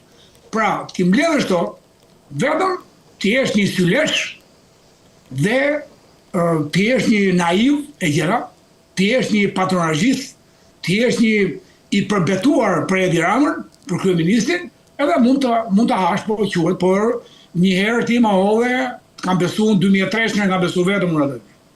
Nga 2005 e këtës e kam votuar kur atë. E mësova qishtë, që kur viste kafshët, dhe blinde qenë të rrugës, dhe blinde një vesh, 5.000 lek, edhe një bisht, e blinde 5.000 lek, a 5 euro shansi e ka, atëre, ky që vret, qenjet, me digjegje të ullët, por më poshtë nivelin e vedës. Dhe atëherë ky e bën këtë edhe për ata që kanë shtesa paralele, që mund t'jenë njerëz, që mund t'jenë një popull. Dhe ky në fakt, kështu e ka trajtuar popullin shqiptar, të shtypur me kemti. Sepse të dëgjosh ja ta them një fjalë e fundit, të dëgjosh emisionet nga më të ndryshme gazetarëve, ka plot gazetarë, siç ka dhe gazetarë që janë pro demagogjisë. Ka plot gazetarë që kur vjen në përfshatra, aty në Tiranë ka afër 10 kilometra, 5 kilometra, 3 kilometra vjerore. Një fshat që s'është kujtuar kur qeveria që dëgjoj një rrugë, një shkollë, një spital, një ambulantë, një qendër kulturore, një film, një muzikë, një tokë, një kurti. Shka afër, kështu që si mund besosh ky? Urdhon. Jo, ajo që them unë është shumë e thjeshtë, profesor. Atëherë, çfarë është ky propozim i Ramës? Nëse si e vlerëson kuptimin e strategjisë që është një tërheqje, është një tërheqje. Ka një zbutje edhe një zbythje në mënyrë që ai kërkon të ulet tani. Shiko sa denigrues është ai. Ai e quan bulevardi Flamingos. Ndërkohë shqiptarët filluan me pretekstin Flamingo, që Flamingo do të thotë në zonë mbrojtur. Por nuk na qenë nga thjesht Flamingo dhe zonë mbrojtur, por na qenë nga një zonë publike që është një ishull, që është një gadishull Zvëneci, që është gjithë hapësira publike nga Zvëneci deri në Karavasta, u zbulua që është edhe vetë Karavastaja, Spileja, Shënkolli, vazhdojmë, Rjolli, pra na qenë nga një Shqipëri me bregdet të tërë të shtitur. Po janë 10 ferma që janë dhënë zionistëve, izraelite që fulen, që qatë dush, 10 ferma, 100.000 hektarë, që janë dhënë, që janë enklava. Ai deshte izraeliti në Palestinë. Në 1908 ka bler vetëm një shtëpi. Edhe një pra. Rothschildët në 1908 në Palestinë blen vetëm një shtëpi. Pra, ata e kanë modelin izraelitë shembullin për enklava dhe për mjeshtra të zotrimit të bankave, të tokave bujqësore, të zonave arkeologjike, se kur i mbledh, unë që kam 25 vjet të luftoj ti, dhe 25 vjet kam ti, nga 2002 sot, të betohem ti, me gjën më të shtrenjtë për jetën që është mbrojtja e vendit. Të betohem, bile sa më shumë kam studiuar, mund të jetë dhe gjaku i trashëguar që më qoj ke studimet, më qoj ke historia dhe më qoj ke dashuria për vendin. Mund të jetë dhe gjaku, po janë më shumë janë libra që kam lexuar dhe libra që kam shkruar. Dhe kur shoh që Butrindi, për cilin kam një libër që nuk mora, për të dhomë që shefti dhe për të 7 dhoma të shtëpisë babait, që i bëra, nuk mora ti sepse tha që Butrindi nuk është grek. Kurrën e kurrës. Nëse sot ke arkeolog, profesora, që dikur thoshin Butrindi shpirti i kombit shqiptar, dhe unë e ka vënë në librin tim si hyrja. Dhe sot ka një muaj që thonë që Butrindi është grek. Ku greku nuk ka shkelur kur, pa, çfarë do të them? Është ky kryeminist. Si do të mirë ta besën ky që mund të triqet bëj një. Po çfarë besën mund të kërkosh prej tij? Ai tha që s'ka projekt. Mos keni projekt. Projektin e kam unë të Zvënec. E kam thënë në Facebook. Projektin e Zvënecit e kam unë. E zotroj, ma punë nga Amerikë. Nëse ai tha që s'kam. Projekti është me firmën e tij. Projekti është me KKT. Projekti është me grup pune, me 15 arkitektër të huaj, Arab, Kuwait, Katar, edhe Izraelit. Ai tha që s'kam, si mund të nisi unë një besim, një betim, në një gjë që është betuar ndryshe. Pra, është i pabesur. Pra, nuk lidhet besa me të pabesin orti mik. Besa, i pabesin nuk ka besi. Që se ka ekzistuar njeriu, kur doli hapi dritat e syve nga shpellat që doli, në vitet 60.000-80.000, punë e parë që bëri lidhi dorën di. Edhe i tha, unë nuk kam tik, prandaj e pesh dorën di. Po dhe me dorës. Edhe i thoshte një i tjetrit, nuk kam tik me vete, të vrasë. Shpella që nuk bëhesh për hapësira, për zemë. Kur dorën në teren, pastaj s'kam tik të vrasë, edhe e pesh dorë, e pesh besa. Ku ti ka dhënë besa ai? Atje në 80 vjet. Në fetë që tha hajde investoni në pronat tuaja, edhe pastaj ja u prishi, edhe i prishi selektive, 150 i la, 150 i prishi, edhe vetë për dytë merë 10 janë, që t'ja zdek i qoftë që janë 8 janë, se tanë që janë të mbledhur në zonat të tjera, ja zdek i qofti, se erën e parë mund gënjesh, po erën e dytë është turpi ma thjesht, pa im që më gënjen. Dhe gjoja, projekti Malev. Cili projekt Malev? Ai që ka dhënë tapi, atyre që kanë dem babader 1000 vjet, 2000 vjet. Kur vajti Gjermani në Greqiri, edhe do të bonte nga shtëpia një arbanitas. Mos i thaj se unë e kam me tapi këtë tokë. Ku e ke tapin i thaj? Dhe ja nxori arbanitasi, i nxori tapi në letër, në kacek, në letër keci. Në letër keci. Edhe Gjermani fali jetën, sepse e mori këtë letër keci. Pra, letra kecit shkuti 1200 para Krishtit Shqip. Pra, kjo është tapia e Thethjanëve, që të litë bisedën. Janë tokat e të parme të tyre që nga kohë e Zeusit. Edhe ai nuk i ka dhënë letra 30 vjet, bëri legalizime kod të kodin, edhe nuk bëm këta që kanë pronë tyre që e njohin njëri me tjetrin me centimetra ku është gari. Ke parë në i Thetjanti, në i Dukagjina se pritet për garth kurën e kurës. Ke parë në një Lekbibati që isha para një jave që po i mbroj për një lumë të vritën për gardhe me njëri tjetrin kurën e kurës. Sepse e din me centimetra ku është prona. Atëherë ata e kanë besën në vetë. Çdo ky që të ndryjë në besën e popullit shqiptar që ka prishur me mira herë, të besë, ai e ka thyer besën. Kështu që nuk mundet kur që të bësh besë që kisha koluzionin me pa besë. Ai ishte betuar që ti bëj dëm dhe keq popullit shqiptar. Këto janë me fakt. Ne tani do pyesësh e di, se u kujtova dhe me ikën frymëzimi, ne kemi përgatitur shkeljet e kushtetutës së kryeministrit që do t'i adresohemi spakut dhe në anglisht do t'i adresohemi, do thua që nuk e din me mu mos ta din ose e din gjusë. Parlamenti Evropian, Bashkimet Evropian, Departamenti Amerikan Shtetit, Presidentit Trump, të gjitha o qatë keme mundësiti, do adresohemi shqip dhe në anglisht një letër se si ky ka shkel me dhjetra dhe me disa herë nenet e kushtetutës. Urdo. Profesor, paka shumë në këtë linjë ishte edhe reagimi i protestuesve, pas me kemi edhe një foto që ata kanë arritur të realizojnë në protest.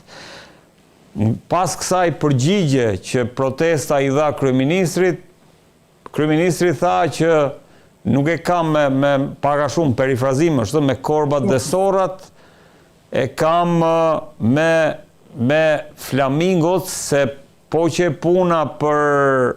Nuk e kam kontratën me ata që janë shesh, e kam kontratën me 800.000 votues sa që më kanë votuar. Dhe sa për ata le të vazhdojnë të rinë aty deri në 2029. Atëherë më lejo.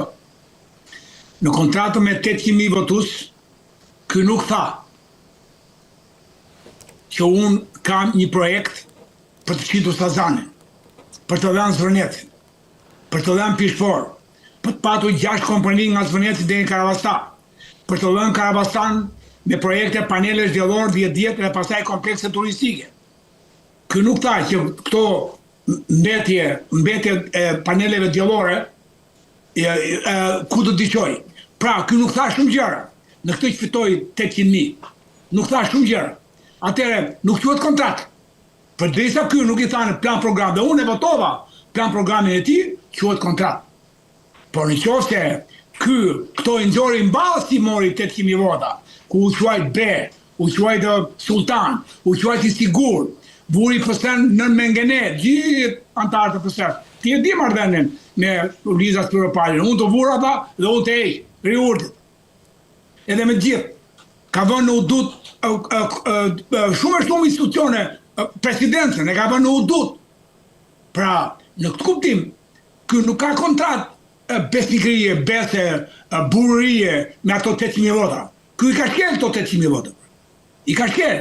Nuk ka thënë që unë do bie fjala, do të mësoj popullsinë e Vlorës me Bangladeshës. Nuk e ka thënë këtë gjë, se Vlora është shef indian dhe Bangladeshës. Tashi, ta sqarojmë gazetari dashur, është një gjë. Është ndryshe 1 milion Bangladeshas, kines, pakistanes në Itali në 80 milion banor, ndryshe 3 milion të uaj në 90 milion Gjerman, që vjen thjesht për qëllim pune, ndryshe edhe 200.000 shqiptarë në Gjermani, 300.000 në Angli e tjera, është ndryshe, dhe ndryshe një raport numri i ndryshuar i popullsisë me këta që vinë, me këta që janë, ku o thuhet në vendimin e 2024-s që të pajisen sa më shpejt me nënshtësi shqiptare. këta që vinë. Ndërkohë nuk i jepet në shtësi shqiptarëve që kanë qenë jashtë në kohën kur nuk lejoheshin dy në shtësit. Nuk jepet në shtësi shqiptarëve Preshev, Kosovë, Bujanoc, Medvej. Nuk jepet në shtësi Ziveri Meriti. Mbledhësit e pikës prej 600.000 vargjeve që po e qonë në UNESCO, edhe thonë që ti nuk e shqiptar. E kupton dhe gazetari dashur. Mbledhësi i 600.000 vargjeve të këngësve epike, ku Kina ka 400.000 vargje, që kur vajti kjo 2012 vati me 600.000 vargje, të regjistruarën si ti, i qonë në UNESCO, do t'ja marri Ministri e Kulturës, se ti i thonë ata nuk e shtësi shqiptare. E kupton ti? Pra nuk jemi shtetësia një shqiptarit Kosovës për një objekt që ne kemi interes të marë, që e prostituat edhe je për shtetësia me mira Bangladeshas, që janë ta Afganistan, ku të veshke Megateku, a i nuk flet shqip 20% e tyre, por do ndryshojnë numri i raportit popullsisë, ato pallate që janë 800.000 apartamente sot, kur sot më merr kolegu im e njefti Fred Balej, midis pallatit të Fred Balej dhe një pallati 30 metro ngriheti 44 katësh, 7 kate në të dhe 44 mbi të, që do të thotë dritarja me dritaren 2 metra larg. Po ne kemi thënë 20 vjet përpara, ke Arjan Qani, që dritaret në Shqipëri bashkohen me antidrase 2 metra, si në Napoli, që me telekomand modifikës televizorin tjetrit nga dritarja në dritarja. Pra, ku t'i interesojnë pallate 40 katësh në Shqipëri, ku shqiptarë 1.200.000 të sigurt sot i ka të dëbuar, ku t'i interesojnë të 800.000, pra ndryshon, është një qëllim i keq, qëllim o gruzdes, është një prerje në bes të kësaj shqiptarie, këtij populli shqiptar me këto kufi. Shet të toka bujqësore, shet toka publike, tjetërson kufi shtetëror, që hapësirën bregdetare Karaburun Butrin. E kthejmë Butrindin në komision me 5 veta, ku 5 veta që i thot Butrin grek. Dhe gjitha të ardhët e Butrindi shkojnë ke ky komision. Nuk shkojnë ke rregullimi i çështjeve të tjera arkeologjik. Kërkon të bëjnë dushtin dhe bylysin, ta bëjnë në shembull e Butrindit. Atëherë si mund ta quaj unë të betar edhe unë të jap besën? Prandaj nuk e di gazetari dashur. Nuk më ke mua në të linjë me këtë. Urdhoni. Profesor, kalojmë pak tek protesta, do doja një koment tëndit në lidhje me aksionin që protesta zhvillon para parlamentit. Si e vlerëson këtë aksion? Unë isha dje aty. Sigurisht unë kam atë luksi që me të ndërën policia nuk më prek, po unë nuk kam i kënaqur për të, që s'më prek mua dhe kush jam unë. Por unë isham vit parë, e kam thënë gjithmonë, 7 veçarë do t'jenë vit parë. Dhe në këtë rast si bëjthirje, gjithë atyre që janë 80 vjeç në prag të një sëmundje të ligë, aty do vindi, të vdesin, diqin për një qëllimti. Vdesin nga kanceri që i rëmben kodi, i rëmben kanceri, edhe nuk vin për qëllim të madh, për nipër, për djem, për mes, sikur ta protestus 10.000 aktiv që janë, 20.000, sikur prindër, gjyshër, daj gjagjat ju vinë, protesta me gjatë ditë do të ketë gjallë 200.000 veta aktiv. Me gjitha dhe, protesta ka parlamentit tregon që ne nuk pajtojmë me jutë. Protesta ka parlamentit tregon që ne nuk ju japim juve besën. Nuk mundet na e marrë do të besën. Sa do të betohesh me letra mbi gur, se njeh e betimin mbi gur, hajde. Nuk të japin dot. Protesta është vatër zjarrit. Si ke kryeministria, 7-8 darkës, deri në xhiron që bëjnë, marshimi. Si ke parlamenti njërë 2 në javë, protesta është vatër. Tregon që një qelizë hyjnore e këtij populli, që e ka secili nga ne brenda, dhe këta 10.000 janë të aftë dhe din të mbajnë një vatër zjarri, ku secili nga institucionet, qoftë SPAK, qoftë parlament, se ka njerëz ndeshëm kudot, qoftë president, qoftë Bashkimi Evropian, qoftë Departamenti Amerikan i Shtetit, qoftë president Amerikan. Pra, secili nga këta mund të marrë një mund të marrë një pishtar, të mbajë ndezur protestën më hyjnore, që është njohur të paktën në këto vitet mbas luftës në rrugën sepse e bënde në Nepal, po i morën një odhën koshtlerash, atëre një protest kaq paqësore, kaq hyjnore, kaq të ëmbël, kaq të thonë qik, e ëmbël nga një ram, po edhe e fort nga ana tjetër, edhe e trisht nga ana tjetër, edhe ëmbël dhe e trisht, dhe e paqë, po edhe ka agresionin e ka brenda. E ka agresionin brenda, me fjalë të mëndshme, me të rinj të reja të bukur, me njerëz që nuk i mblodhi askush që pra, kjo është gjëja më kryesore. As një forcë politike, as një biznes i caktuar, as një rrymë. Ku janë rrymë? Rryma do bëjë dhe, që u thanë rryma iraniane, rryma greke, ku janë? Do greku të marrë, e kam tokën tonë. Le vita provoj të marrë greku të Venet, aty do bëjmë lufti. Le ta provoj greku të vitë kërkoj të Venet, aty do bëjmë lufti. Nësa me kanët s'kejmë të bëjmë lufti. Ata kanë këta qeveria ka armën, ne kemi fjallën ti. Dakor. Po që bindur ti që fjalla godet më shumë se plumbit. Ne fjallë kemi, numi një i nenit kushetutës. Liri e fjallës. Ne këtë kemi vetë, liri fjallës. Ata kanë fjallën që gjenjejnë, që mashtrojnë, projekte që mashtrojnë, kanë edhe me vete, kanë plumbin, kanë ato shkopin në gomë, i thoshja policë. Kur ti biesh, kur të mendohesh mirë, thash, atyre dihet. Të mendohesh mirë, thash. Ngri larë syt nga Zoti merr leje, thash. Jo nga Edi Rama, po merr leje nga Zoti. Nëse duhem, edhe bëj sikur qëllon, thash. Edhe bëj vetë me frymë shumë, mbushja frymën, vetë. Tamam si rasti i Enrico Veizit, kur ishin dy policë që e rrifnin. Enrico Veizi inxhinier nafte nga më të mirë që e futën në vitin 85 në burg. Edhe e rifte një njeri i mirëti, i binde njerë me oshtin të vetë, dhe 39 eri binde vetës. Në ka njëti gjaksorti, edhe i binde me të fuqin e male, edhe tanë po ti thanë ata, që i bje ka i fort. Po mua më zgjodha taj se kur i bja mushkës ta, i bja ta jo me të mbrape me spatës ta, po i bja me maj, me teun e spatës. Më panta i që ja bëja vitet mushkës, ja bëja gjakta, edhe më thirën këta, edhe më thirën për të raur dhe gjelata.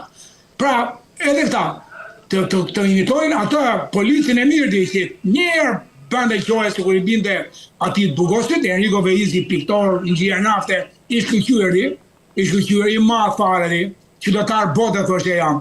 Dhe citën e nderi i binde vetës.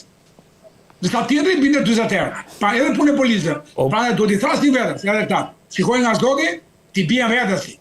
Ti bija vetësi, ose prisë kur i bijan ati qytetarë, vërdo. Profesor, po pavarësisht se vazhdon aksionit e parlamenti, nuk është se ka prodhuar ndonjë, se unë jam dakord, parlamenti është burimi i legitimitetit qeverisë, po nuk është se ka ndryshuar numrat, fjala vjen në mbështetjet kryeministrit. Po, ke drejt, nuk, aty ke drejti, dhe ere parë që Berisha dje, nxori një problem parlamentar. Unë Berisha të nuk i falti, sepse ka pas mundësin ti, 2-3 vjetë, 5 vjetë, 10 vjetë opozitar, të nxirte palaqolleqet që gatueshin në parlament. Dhe ne kemi marrë vesh, për shembull, vendimet se si ndjehesh, ne e morëm vesh shumë herë më vonë. Vendimi se si përgatitet situata për të marrë Kombësi Shqiptare e kemi marrë vesh vonë. Janë me qindra vendimet e shitjes e të qetërstimit të kufive. E kemi marrë vesh mas 12 vjetësh, 2008, 16 vjetësh, 18 vjetësh. Nuk e dinin që kanë shprehur në ndryshimet e kushtetutës 2008-s, mundësia e qetërstimit të kufive territorial. Pra këto gjëra Berisha ose e bashkëpunëtor me ata që duhet të jetë bashkëpunëtor me ata, ose të paktën duhet i thoshte o popull, do thoshte. Profesor, dakord te parlamenti, po pse edhe presidenca futet tek, le të themi, presidenti futet tek njerëzit më të rëndësishëm të sistemit ton politik, në institucionet më të rëndësishme. Pse mendoni se protesta nuk shkon dhe nuk proteston tek parlamenti, tek presidenca, më falni? Unë mendoj që munges besimi ke presidenti dhe ke presidenca, po munges e madhe ama. Sepse ky president, ndryshe nga presidentët dhe më parshëm, çfarë lloj metash mund kishin? duke filluar nga zoti Mojsiu generali, ke zoti Topi, ke zoti Nishani që ishte i shkëlqyer fare, po edhe ke zoti Meta. Unë di që te këta 4 presidenta, ne si shoqëri civile kemi shkuar për 10 raste ku gjeni besim dhe presidentin deri diku edhe zbuste, edhe kthente, edhe ndryshonte, po edhe mbante dyshnime edhe zgjaronte konceptin për një mbrojtje të caktuar. Unë për vete kam shkuar ke gjithë presidencët që përmenda, me grupe 7-8 vera, me profesora, me akademika, po Mombaqa, Alun Kalaja, Stepan Pingulli, Bardademi, janë pa punë rastet në mbrojtje të një kaos. Diku mbetje kimike, diku mbetje importi, diku për pyet, diku për zjarr fiksa, diku për hapësirat detare, kjo që ndodhi midis shtetit grek dhe neve.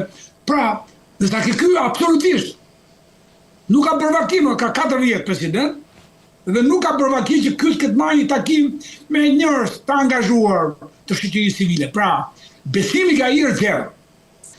Tjetër gjë, që ai në rolin e një Gjergj Kastrioti mund ta bënte këtë rast një unifikim, një bashkim, një zbutje, një ulje zërash, një ballafaqim, një ndërmjetës.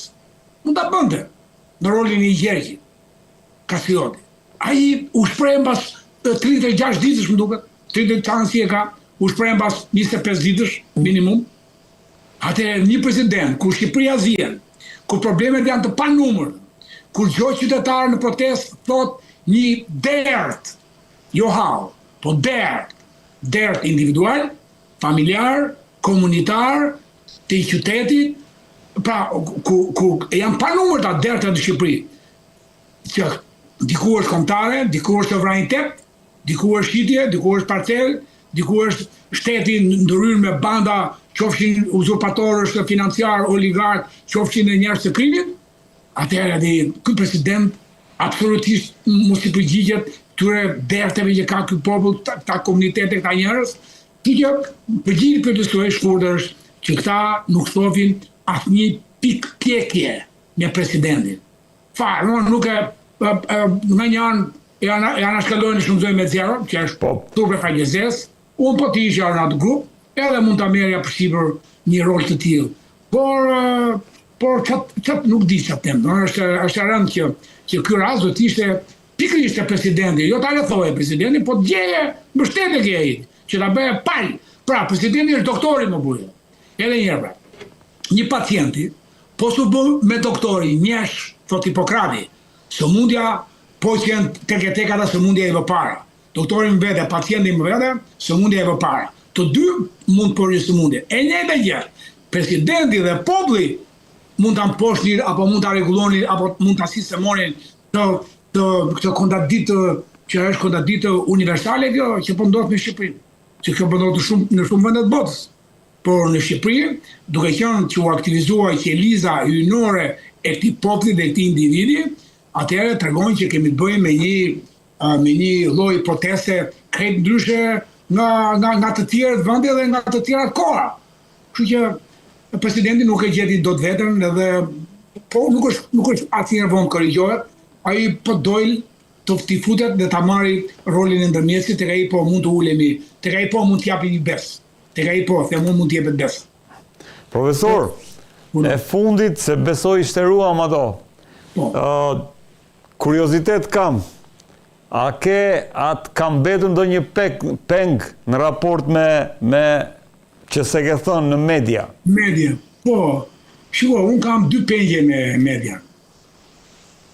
Një është rasti,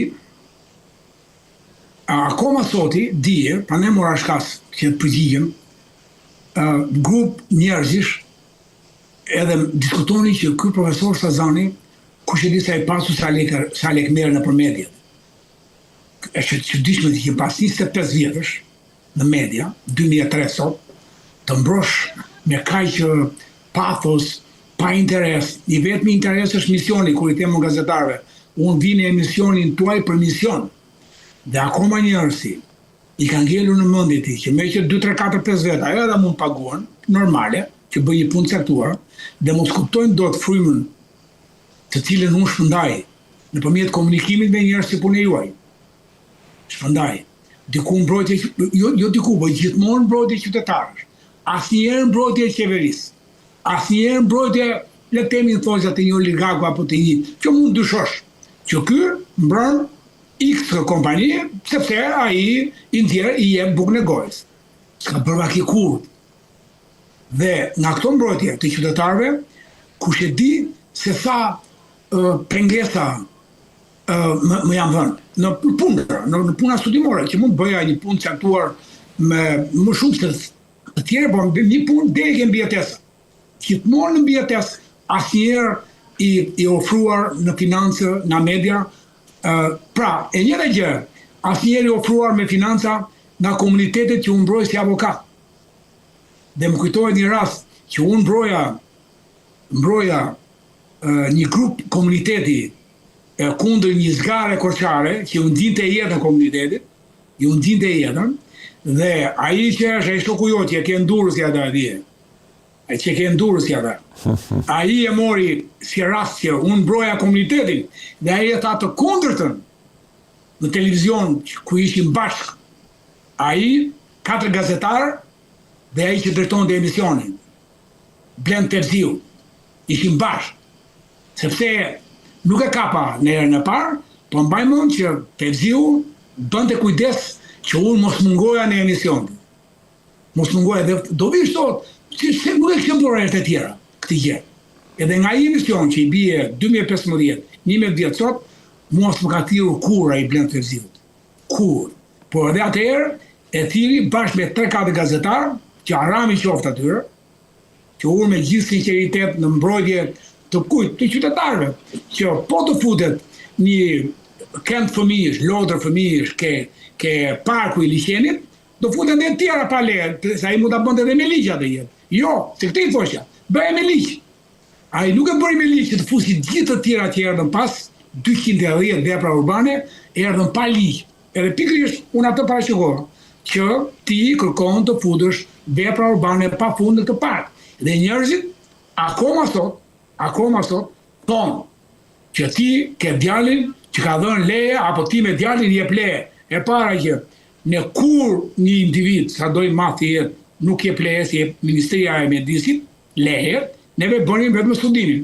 Dhe unë s'kam bërë kur studime që kanë ndikime ndotje në mjedis. Po kam bërë studime se si të ndosi sa më pak, se si të jetë në shërbim të komunitetit, se si kam bërë studime të niveleve europiane, ndoshta për shumë kohë kam qenë lider në tash jam pa punë komplet, prandaj edhe më shef këtu duke larë, duke fshirë shtëpi. Sigurisht shtëpia ime, babait imja, i shërbej vetes, dakor. Por po ti ishte për Edi Ramën, mua më la edhe atje ku e marr ke një biznes, një studim mjedisor, një raport monitorimi, edhe atë ma heq nga goja.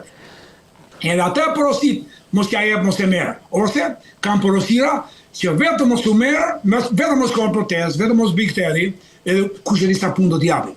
Edhe këto lloj sakrifice që unë kam rregulluar duke qenë njeri i thjeshtë, duke qenë i përkor, si një prik t'jetoj, ha pak, pi pak, punoj shumë, nuk e njoh të ulem kohë për kafe, që të kompensoj atë sasi që më duhet për nevoja minimale. Po ajo që kanë ngel penga është që ai shoku jot që e ke atij, e shpifiti e ktheu nga një mbrojtje që unë bëja komunitetit, e kthoi në një sulm ndaj komunitetit, që unë bëja studime që të ndosja komunitetin, të ndosja me zgarë koçare. Dhe akoma njerëzit, pavarësisht atë dënoi Zoti, edhe Edi Rama dënoi atë, dakor? Edhe PS-ja dënoi e tjera, po edhe ato që ka bërë ai vetë, duke vrarë 11.000 kafshë rrugëve, e dënuan ti. Po edhe njerëzve si punë ime, ja, kjo është e gjitha. Profesor, të falenderoj shumë që të pata. Faleminderit. Të përshëndes. Të nderuar teleshikues, kjo ishte gjithçka që kishim përgatitur për ju sonte nga unë Red Varaku. Natë e mirë.